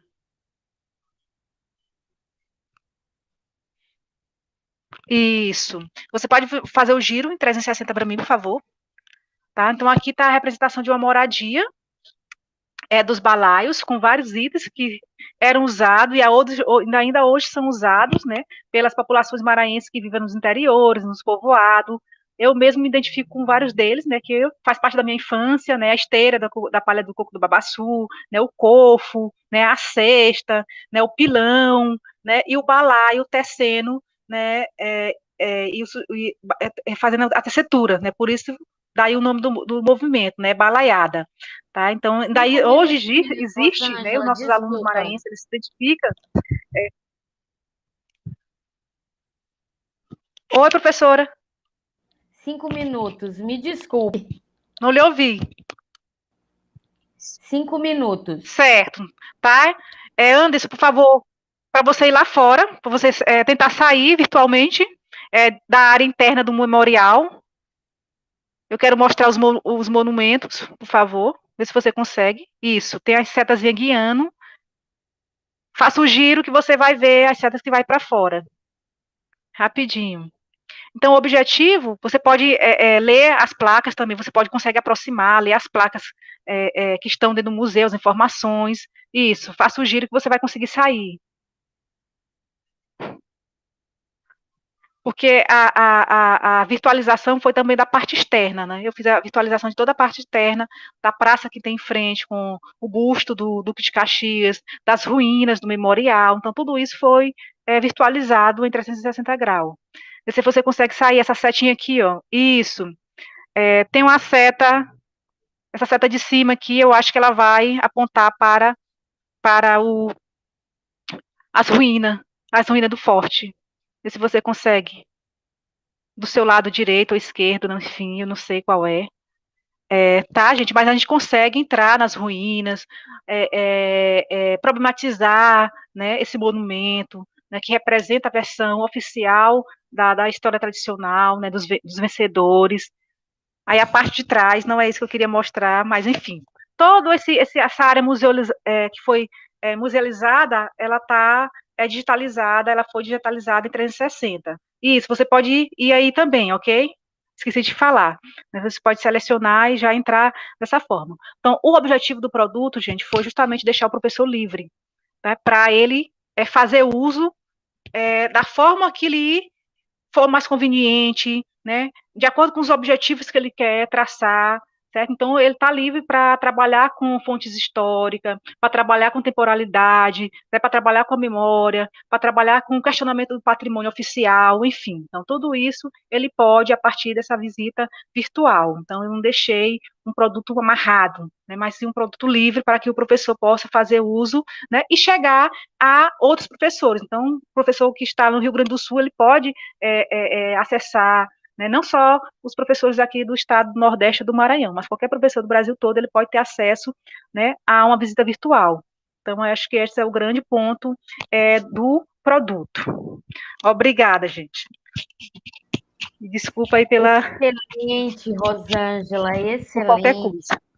Nossa, maravilhoso mesmo.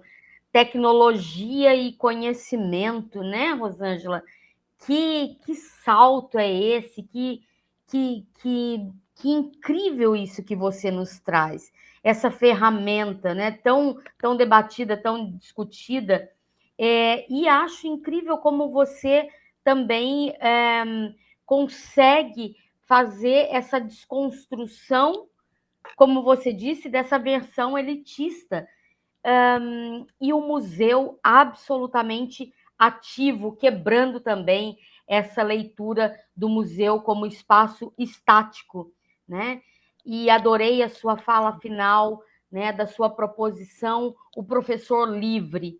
É isso, né? No final das contas, o conhecimento, ele é livre também. Maravilhoso. Eu vou passar, então, agora, né? Eu peço para o Anderson que coloque todos nós aqui na sala, para que eu possa, então, abrir o nosso debate, né, já parabenizando, né, o Saulo, o Victor, a Rosângela, e vou, então, fazendo a sequência das apresentações, né, as perguntas, e passo as palavras na sequência. Bom, Saulo, nós temos aqui para você uma pergunta na verdade, são duas perguntas do Iago Saraiva Domingos, onde ele coloca assim: a primeira pergunta é: como foi feito o trabalho conceitos de tempo histórico e longa, média e curta duração com os estudantes da primeira série? Outra pergunta do Iago para você, Saulo, quais adaptações pedagógicas você fez para coordenador, não entendi, para coordenador, acho que foi um erro de digitação, o rigor metodológico das etapas técnicas do uso da história oral. A Bárbara colocou aqui uma nota, né? Saulo Nunes arrasando, a Neila também colocou muito bacana toda essa construção que leva à consciência da própria história. E eu queria também te colocar, Saulo, uma questão aqui, né? Na verdade, não só uma, 3. É muito inquietante mesmo. Então, assim, as minhas questões são: como foi essa experiência para você, né, de equilibrar essa ação didática tão inquietante, tão maravilhosa, com a camisa de força, né, do tempo e dos conteúdos curriculares, né? Essa é uma pergunta. A outra é, claro, a receptividade dos estudantes, porque a gente imagina, mas eu queria que você falasse mais, né, da receptividade dos estudantes com essa experiência, né, essa ação didática. E, no final, onde é que está esse material tão incrível? Você até já pontuou um pouco, não é? Mas a sua dissertação, ela também está no banco, né, de dissertação do Prof. História. Então, essas eram as questões. Para o Victor, o Iago Saraiva Domingos também te faz uma pergunta e ele coloca: professor, você acredita que é possível trabalhar a desigualdade de gênero a partir dessa proposta, uma vez que essa abordagem pode atrair mais a atenção dos meninos da turma? Até depois no chat ele fala que a sua fala até contemplou um pouco essa pergunta, mas eu trouxe novamente, porque eu acho que tem mais a ser falado aí, porque eu acho que é realmente muito importante, até porque a gente vem tendo essas questões, né, na pauta do dia. O Jailton José Silva, também, né, para você, Victor, ele coloca assim: como atrair estudantes que não gostam de futebol para participar de um modelo de estudo de história como este? E como focar o trabalho no estudo da história e não no debate sobre o futebol, né? E também para você, Victor, eu tenho três perguntas, né? Na verdade, são colocações para esse nosso bate-papo. Victor, eu fiquei me perguntando, né, quando que os estudantes conseguem perceber aquela pergunta, né, a resposta daquela pergunta, quando é aula e esporte, quando há esse imbricamento, né? Depois, Victor, nossa, eu acho que incrível isso que você falou, né? Aproximação do aluno e a própria aula. Excelente percepção essa. Então, quando você tocou no projeto Esporte e Geopolítica, eu queria que você falasse um pouco mais desse projeto, até porque você assinalou, né, o caráter multidisciplinar e transdisciplinar desse projeto, e eu acho que esse também ainda é um ponto que a gente fica sem saber, né? Será que dá certo? Será que como que eu vou viabilizar, né, esse diálogo com outras áreas? E também, né, eu acho que um pouco interligando com a pergunta do Iago e do Jailton, como que você avalia o envolvimento dos estudantes no projeto? E, mais uma vez, parabéns, né? E para a Rosângela, por fim, né? Rosângela, Dudu diz assim, bacana, moro em Teresina também, importantíssimo esse trabalho com a Balaiada, parabéns. E eu também trago 3 questões para você. Primeiro, né, que você falasse um pouquinho dessa menção honrosa. O que você acha que motivou a menção honrosa para a sua dissertação? É claro que eu já imagino, mas eu queria que você falasse, né, você mesma. Também, Rosângela, conta um pouco mais para nós como foi a construção desse site, né? Tão né, provocativo, tão maravilhoso. E por fim, né? Lá na sua dissertação, que eu li um pouquinho, né, da dissertação de cada um de vocês, e na sua dissertação você coloca assim que o museu ele é compreendido no seu trabalho como um espaço de produção de conhecimento, representação e silenciamento de memórias, e que o objetivo foi justamente você, né, analisar as narrativas e os saberes produzidos por estudantes do 3º ano do ensino médio do Instituto de Educação, Ciência e Tecnologia do Maranhão, o IEMA, sediado, né, o IEMA de Timon, com base em uma aula visita ao Museu Memorial da Balaiada. E eu te pergunto, né, o que foram essas narrativas mesmo? O que essas narrativas elas resultaram? Então, eu passo a palavra ao Saulo e depois o Saulo, né, automaticamente já passa a palavra ao Victor e a Rosângela. Então, muito obrigada e estamos aqui para continuar ouvindo vocês. Bom, obrigado, Marisa. Obrigado aí, pessoal, pelas perguntas. Começando pelas do Iago, né?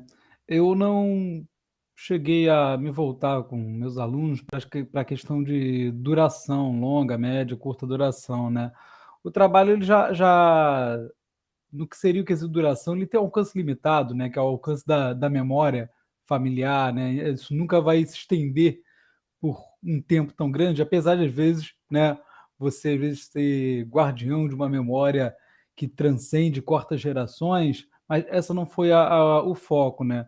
A gente pode pensar, às vezes, na questão da temporalidade, foi como a gente observou continuidades, rupturas, né, e possíveis recortes, né, históricos que seriam, que às vezes não são observáveis, né, de uma perspectiva macro da história, mas que a partir do olhar para as dinâmicas das localidades, a gente poderia observar como, por exemplo, não dá para falar ali da Baixada Fluminense sem falar do período de imigração intensa que se teve entre os anos 40, 30 até o final do início dos anos 80, né? Não dá para pensar isso. Também eles observaram algumas coisas, né, em aspectos que seriam de mudanças, como quando se falava em criminalidade, algumas entrevistas, como a ideia de criminalidade deles relacionada ao tráfico não se aplicava a outros recortes de tempo, mas não quer dizer que ela era existente. Então, uma mudança dentro dessa própria temática da criminalidade. E as entrevistas foram basicamente entrevistas de histórias de vida, né? E muito interessante como as pessoas não constroem a narrativa da própria vida, né? A própria memória, a partir do recorte das divisões, das temporalidades da história, né? Por exemplo, boa parte das entrevistas se remontavam ao período do meados dos anos 60 até meados dos anos 80, passando pelos anos 70, né? Falando que a gente estava ali fazendo essas atividades em 2018, em 2019, ou seja, num auge de ânimos revisionistas da história, digamos assim, né? De um revisionismo meio duvidoso, mas a palavra ditadura não é dita momento nenhum em nenhuma das 50 entrevistas. Entende? Então, isso é muito interessante de se pensar, né? Como as pessoas se relacionam, às vezes, com os eventos, os fenômenos, as divisões históricas que, às vezes, não se aplicam, né? Que às vezes, elas não reconhecem eles como pertencentes, às vezes, à própria vida, né? Às vezes, a história ela parece alheia à vida, né? O contexto histórico. Isso é curioso. Isso é algo sobre o qual, inclusive, eu quero me debruçar mais, né, sobre essa relação entre a dinâmica local e as dinâmicas históricas no se pensar ali. Bom, sobre o rigor metodológico da história oral, primeiro, a ideia não é fazer do nosso aluno pesquisador, né? O aluno ele não precisa estar munido de todo o conhecimento que um profissional da história tem, até porque é algo que eu mesmo não tenho, né? Durante a minha graduação eu fiz uma entrevista em história oral por conta de uma matéria que eu fiz de história oral. Foi o máximo que eu tive de atuação, né? Meus alunos fizeram tanta entrevista quanto eu, se for pensar assim, né? Mas, bom, eu vi uma forma de utilizar aquilo como uma ferramenta para a gente acessar um conhecimento e poder compartilhar, entende? Então, o trabalho ali proposto que os alunos fizessem não implicava em ser, né, o mesmo que o historiador vai fazer quando se utiliza a metodologia de história oral, né? Inclusive, não foi uma proposta nossa se debruçar sobre esse tipo de fonte, né? Foi traçar um caminho para produzir essa fonte, para se constituir um acervo. E o acervo não é uma coisa fechada em si, né? Ele está ali não só para ser visto, ele pode ser acrescido, ele pode ser utilizado de formas diversas. Então, ele está ali para interagir, né? Ele não está ali como um desfecho de algo feito e acabado, né? Então, sim, temos que ter um mínimo de rigor na prática que vai se desenvolver, né? Tanto que a ideia de se criar um manual para eles, na hora que eu estava desenvolvendo, foi muito até para isso, para algumas questões que a gente tem que ter um certo cuidado, principalmente quando a gente trata da vida de outra pessoa, né? Quando você vai entrevistar a sua pessoa, ela pode falar de uma questão que às vezes é muito tocante, como às vezes o entrevistado se portar, saber respeitar aquele momento, aquele espaço. Então, isso foi fundamental transmitir para eles, mas não com o propósito de desenvolver o mesmo trabalho que o historiador faria, né? Já focando aqui nas perguntas da Marise, olha, para poder conciliar isso com o currículo que eu tive que aplicar, já que fugia completamente dos assuntos abordados, né? Eu poderia, sim, ter trabalhado a história colonial ali da ocupação da Baixada, que remonta a esse período, né? Ela é muito contemporânea à própria conquista ali do Rio de Janeiro, né? Falando da ocupação pelos jesuítas ali naquela região que teve já no século XVI, mas não era o foco, como era para aproximar. Então, eu acabei me distanciando completamente do currículo, e nisso eu tive que simplesmente acelerar, apertar ao máximo ali, produzir, inclusive, material impresso para evitar, às vezes, aquele tempo que a gente perde num quadro e tudo. Nisso, a escola era bem parceira, eu tive uma certa autonomia para poder imprimir alguns materiais, vamos ver isso aqui e tal, vocês entregam, vocês estudam isso aqui para a semana que vem, para eu poder separar mais ou menos o que seria o período de uma aula por mês, né? O que não é simples da gente separar num bimestre letivo, muitas vezes, ainda mais no meu quarto bimestre, que ele já é, né, naturalmente sufocado para todos nós, ele foi mais ainda, que ele teve mais encontros. Sobre a receptividade dos alunos, olha, eu achei simplesmente incrível, porque o adolescente, muitas vezes na escola, ele fica pouco entediado, que parece que é só aquela coisa, né? Chegar lá, ver um cara, ainda mais eu, que sou um cara que nem era dali, falando sobre a história ali do lugar que eles moram, isso não faria sentido, né? Não faria sentido eu chegar lá e apresentar a história de onde eles vivem para eles. Então, partir do princípio de que eles sabiam, eles tinham coisa a acrescentar e contar, e o que caberia a mim? Bom, como alguém formado em história, eu poderia pesquisar outras formas da gente refletir sobre aquilo que eles já sabem, como a gente pode sistematizar esse conhecimento para produzir algo. Então, o meu papel foi esse. Então, nisso, acho que eles tiveram bastante autoridade, bastante autonomia de fala dentro desse projeto, né? E isso acho que é algo que conquista o adolescente, né? Recentemente, com minhas turmas de ensino médio, segundo ano, eu estou fazendo um trabalho que focou em redigir cartas também sobre a pandemia e tudo. E a ideia de deixar algo para a posteridade, eu acho que é algo que mexe bastante com adolescentes, sabe? Eu acho que eles acabam se interessando muito por isso, né?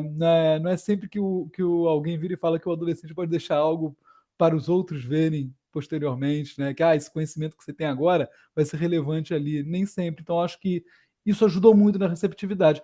Tá certo que, como toda coisa, toda matéria, sempre tem um que tem mais afinidade nisso, naquilo e tal, mas comparado com a receptividade da disciplina em si, eu senti uma receptividade muito maior dentro desse projeto, desses projetos, né? E já sobre o material, onde que ele se encontra? Bom, na biblioteca, né, da escola e na minha dissertação, nos anexos, temos parte do que eu utilizei, como fotografias, como o próprio manual lá, né, que eu fiz para eles, de como se fazer entrevista, as cartas de sessão, tudo isso, inclusive, foi muito sistematizado. Eles receberam cartas de sessão de direitos, cartas de apresentação. Inclusive, eu não estou mostrando aqui porque as entrevistas não são minhas, elas foram cedidas para a escola. Entende? A escola poderia, me autorizaria, inclusive, se eu tivesse tido assim, fosse uma apresentação maior, né? Eu pararia para mostrar uma entrevista e tudo, mas qualquer uma já comeria boa parte do tempo de fala, a gente se perderia um pouco aqui. Mas estão disponíveis ali, né? Parte do trajeto na dissertação, está nos anexos todos, coisas que eu comentei aqui, como outras, com uma série de relatos lá dos memorialistas, os dados que eles compararam, e o restante das entrevistas estão na biblioteca mesmo. Mas o pessoal, como eu falei, é super receptivo e, sem dúvida, gostaria de saber que alguém está ali interessado, querendo desenvolver, construir outro projeto sobre aquilo. Então, não duvido que a Carla Maísa, responsável pela biblioteca, receberia qualquer um lá de braços abertos. Acho que foi isso, Ai, né? que maravilha, Saulo, maravilhoso, viu? Parabéns, vida longa à sua Obrigado. docência e aos seus trabalhos, às suas pesquisas, muito, muito instigante, maravilhoso. E passo a palavra já para o Victor, né, Victor, que também, né, nos traz aí, meu Deus, um momento hipnótico muito bom. Então, a palavra é toda sua, querido. Vamos lá, vou começar também pela pergunta do Iago, né? Se é possível trabalhar desigualdade de gênero com esse tema relacionando história e esporte. Eu acredito que sim, Iago, é possível. Até na proposta de atividade a gente desenvolveu um tópico voltado exclusivamente, né, para essa discussão. E uma análise ampla, né, da participação da mulher nesse cenário esportivo, né, para a gente compreender aí transformações, rupturas, e também continuidades e permanências, comparando qual era a participação feminina no cenário futebolístico em 1950 e a mesma participação no início do século XXI. É interessante a gente perceber, ele perguntou se esse tipo de atividade pode ser mais atrativa para meninos do que para meninas. Eu acho que não. Eu acho que não. Muitas meninas se interessam muito por esporte, por futebol, conhecem até muito mais do que alguns meninos, e a percepção é justamente de que o esporte ali, eu já entro um pouco na própria pergunta do Jailton, como atrair estudantes que não gostam de futebol, ou como focar no estudo da história, e não só no estudo do futebol. Acho que envolvendo o aluno na atividade, né, dando protagonismo a ele, esse já é um passo importante. inserindo o aluno, de fato, na aula e fazendo esse trabalho de identificação que o esporte ali, ele é um objeto de investigação, ele é um fio condutor que vai te possibilitar o alcance de tantas fontes que te possibilitam também trabalhar com uma série de outras temáticas. Então, a partir de um determinado evento esportivo, você pode trabalhar com inúmeros temas.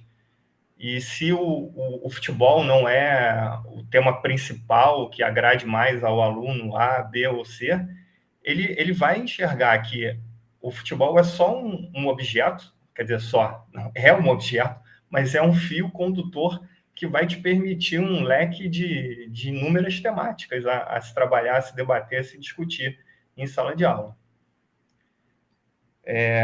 A pergunta da professora Maíse, quando os alunos percebem que é aula ou que é esporte, eu acho que quando eles percebem que a partir e através, né, de um evento esportivo, a gente consegue mobilizar uma série de elementos. Quando essa percepção chega, então é aula, é esporte, é tudo ao mesmo tempo. Porque, de fato, você conseguindo fazer com que o aluno enxergue ali um objeto e, a partir daquele objeto, você consiga trabalhar uma série de temáticas, ele já identificou que é aula, é esporte, é tudo junto e misturado. E a senhora pediu para falar do projeto, né, o História e Geopolítica do Esporte. Esse projeto ele foi muito interessante porque eu lembro que logo de cara, quando a gente elaborou, né, o projeto e fomos falar com a coordenação da escola, a primeira pergunta foi a seguinte: como é que vocês vão relacionar história e geografia e educação física? Foi a primeira pergunta. Né? Os alunos tiveram um estranhamento. O que o professor de educação física está fazendo aqui? Porque trabalhos com história e geografia, né, existem aos montes, mas e dá para fazer com educação física, com sociologia, com química, com biologia, com o que você quiser, porque os desdobramentos são tantos, né, que você tem essa facilidade de trabalhar de maneira transdisciplinar, multidisciplinar com o esporte.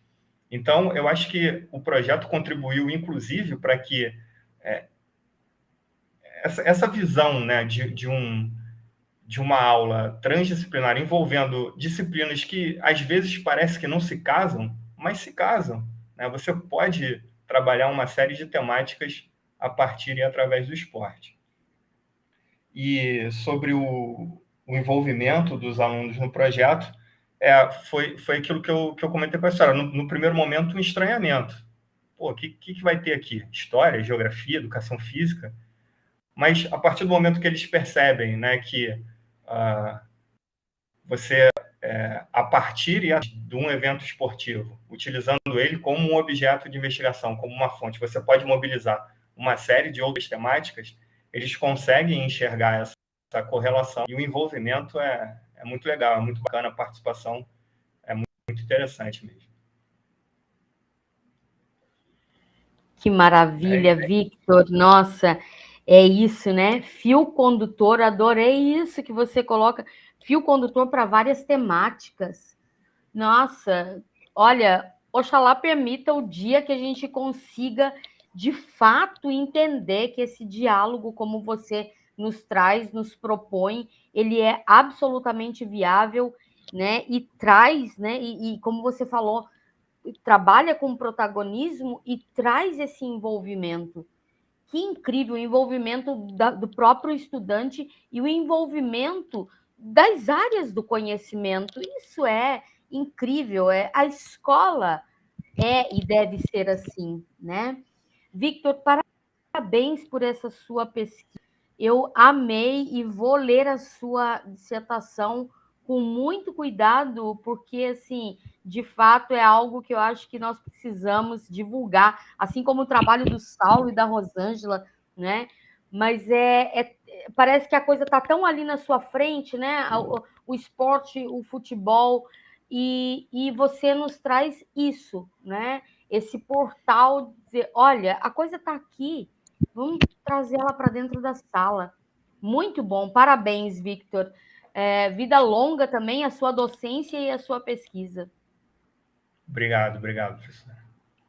Muito bem, então, passo a palavra, de fato, né, Rosângela? Somos aqui conterrâneas, não é? E essa rede, essa conexão, falávamos no início também, de várias partes do Brasil, maravilhoso, e aqui, né, o nosso Maranhão também se colocando. Então, Rosângela, a palavra é sua para você falar, né, trazer as suas respostas, e deixa eu só adicionar uma pergunta que chegou, não é, quando eu já tinha encerrado as questões. O Marcos Cavalcante, ele pergunta para você como foi trabalhar com cultura material no âmbito do seu projeto, qual a interação e receptividade com os alunos, que acho que também, né, conjuga com as outras questões, não é? Então, a palavra é sua novamente. Sim, vamos lá. Eu começo respondendo primeiro os seus questionamentos, né? Com relação à menção honrosa, gente, eu não esperava por isso, tá? Eu vou ser sincera, tá? Porque foram tantos trabalhos maravilhosos da minha turma, né? Do Prof. História da Federal do Pará, que eu não esperava que eu seria indicada para concorrer no nacional. E eu fiquei super surpresa, eu não estava nem esperando mais, na verdade. Quando o coordenador, ele mandou a mensagem dizendo que eu tinha sido menção honrosa, eu, o quê? Eu disse, não. Aí ele disse, não, você foi menção honrosa, tudo, nossa, que bom.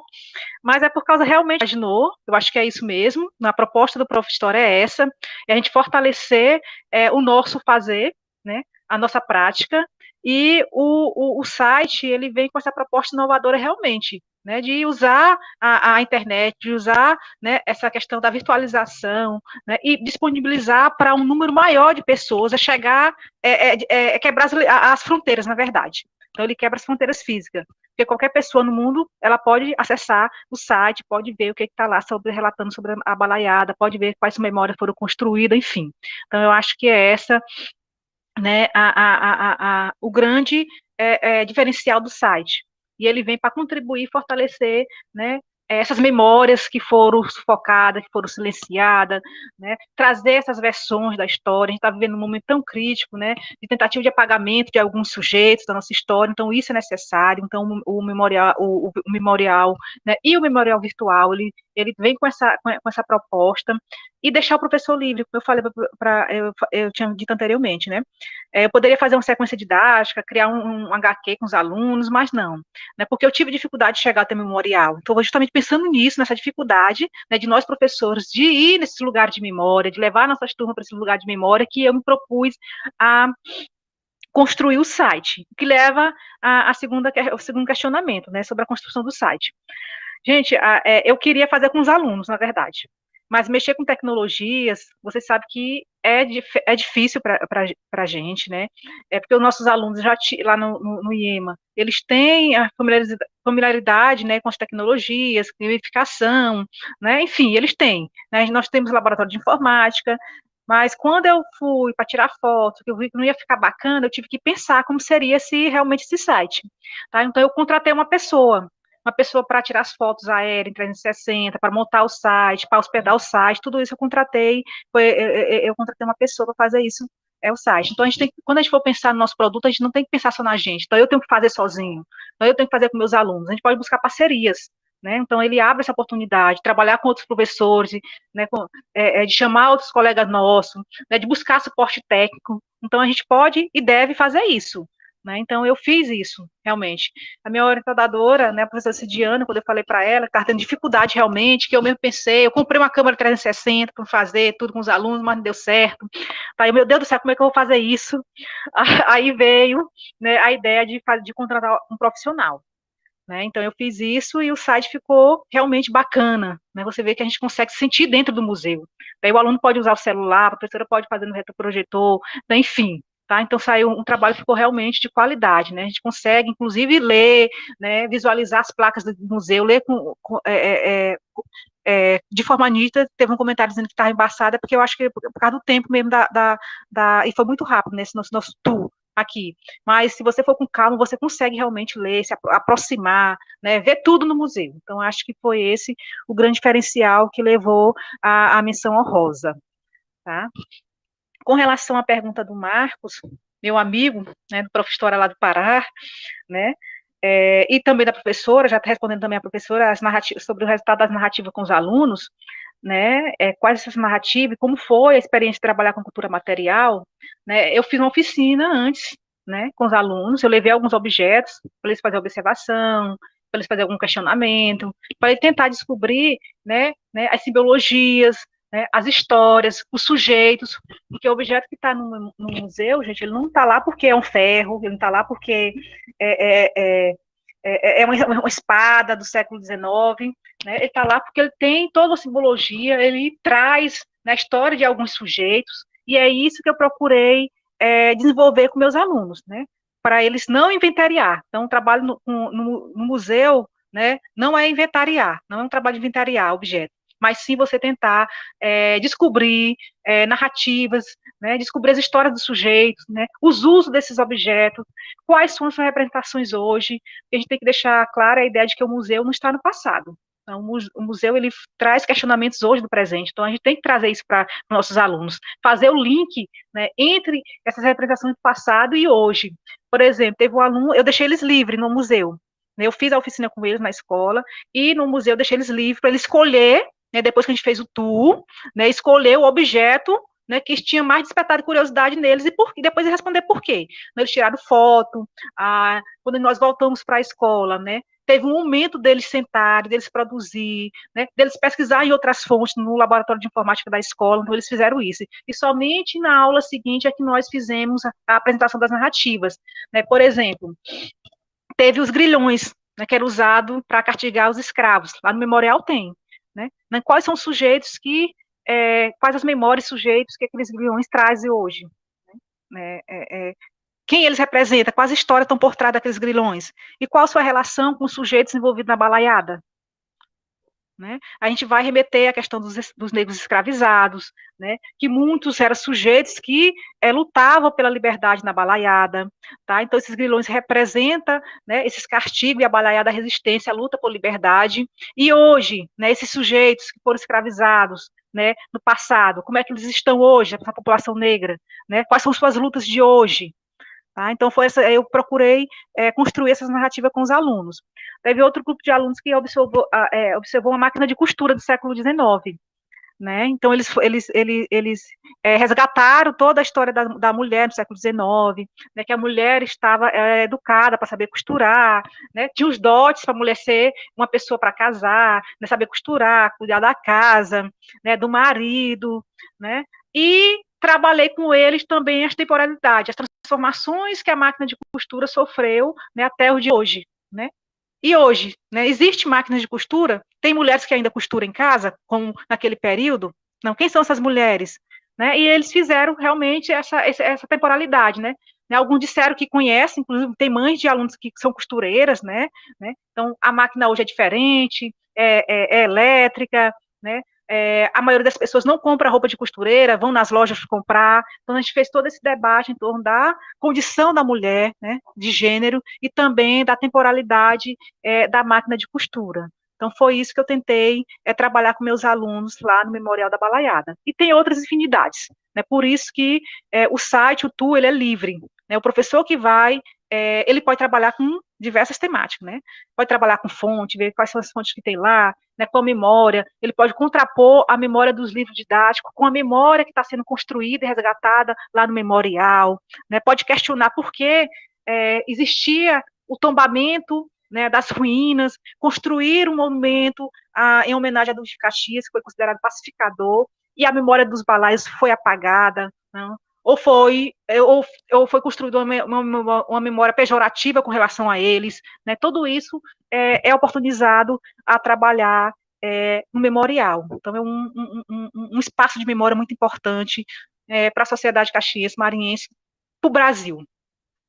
Né? E para nós, professores de história, que a gente tem um local realmente que a gente pode questionar, problematizar essas memórias, né, junto com nossos alunos. Muito bem. Palavras finais, Saulo? Seu micro. Bom, queria agradecer primeiro o convite aí, né? Falar que eu tô doido para usar o site da Rosângela nas minhas turmas ano que vem, assim que Usem e possível, divulguem. sabe? Vou ter turmas de possivelmente nono ano, vou ver se eu aplico parte aí do projeto do Vitor também, que achei interessantíssimo, gente. Mas é isso, é muito legal esse espaço de troca, né? De como às vezes, sei lá, professores da mesma área pegam e fazem coisas de forma completamente diferente, focando ou não no mesmo recorte, ou às vezes até como é para trabalhar a mesma questão, com uma história local, no Prof. História a gente vê isso, né? A pluralidade de formas de se fazer muito grande, muito incrível. E isso é um barato, gente. Muito obrigado aí por poder ter participado desse momento. Muito bacana, Saulo. Muito prazer em ouvir seu trabalho, sua pesquisa. Vitor, palavras finais? Também quero agradecer o convite, parabenizar a Rosângela, o Saulo, o trabalho. Também vou dar uma olhada lá no trabalho na plataforma, vou ler tudo, porque eu gostei muito. E é isso, né? O que o Saulo falou, o Prof. História possibilita essa troca e isso é muito bom, é muito bom. A gente aprende toda hora com esse contato com os colegas e o Prof. História realmente tem. Então, agradecer, deixar um abraço aí para todo mundo. Muito bacana, Vitor, muito bacana mesmo. Olha, parabéns por tudo, viu? Nossa, adorei a sua pesquisa e eu trabalho com metodologia do ensino de história. Vocês podem ter certeza que vai ter gente procurando vocês, viu? Meus estudantes vão atrás de vocês. Rosângela, palavras finais? Eu só tenho a agradecer, né? O Prof. História, esse programa belíssimo que veio para fortalecer o nosso fazer docente, fortalecer o ensino de história e mostrar as múltiplas possibilidades e o potencial dos nossos professores da rede básica, né? De ensino.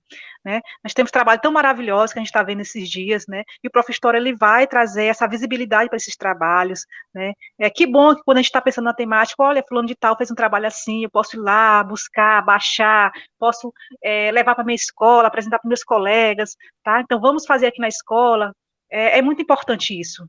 Então, ele veio realmente para fortalecer o ensino de história, né, para fortalecer nossa prática, e é um prazer enorme estar fazendo parte dessa banca, e com certeza eu vou dar uma olhadinha no trabalho de vocês, adorei. Gente, são trabalhos belíssimos, né? São trabalhos belíssimos, eu falei isso, né? Minha turma fez trabalhos belíssimos, das mais diversas temáticas, né? Como o Saulo aqui falou, né? Às vezes a gente está trabalhando na mesma. Eu tenho um amigo que estava na turma comigo, que trabalhou também com a balaiada, né? Ele trabalhou com balaiada, mas ele trabalhou com a balaiada na cidade dele. Então, nós tivemos duas temáticas relacionadas à balaiada, que gerou problemáticas diferentes e produtos também diferentes, para vocês verem como é que é, né? As nossas visões, nossos olhares, né? E isso é muito importante. Isso é muito importante, e mais importante do que isso é não a gente deixar guardado, a gente levar realmente, a gente difundir nossos trabalhos para que todos possam ter conhecimento e usá-los. Então, foi um prazer imenso fazer parte dessa mesa e do Prof. História. Que bom, Rosângela, muito bom.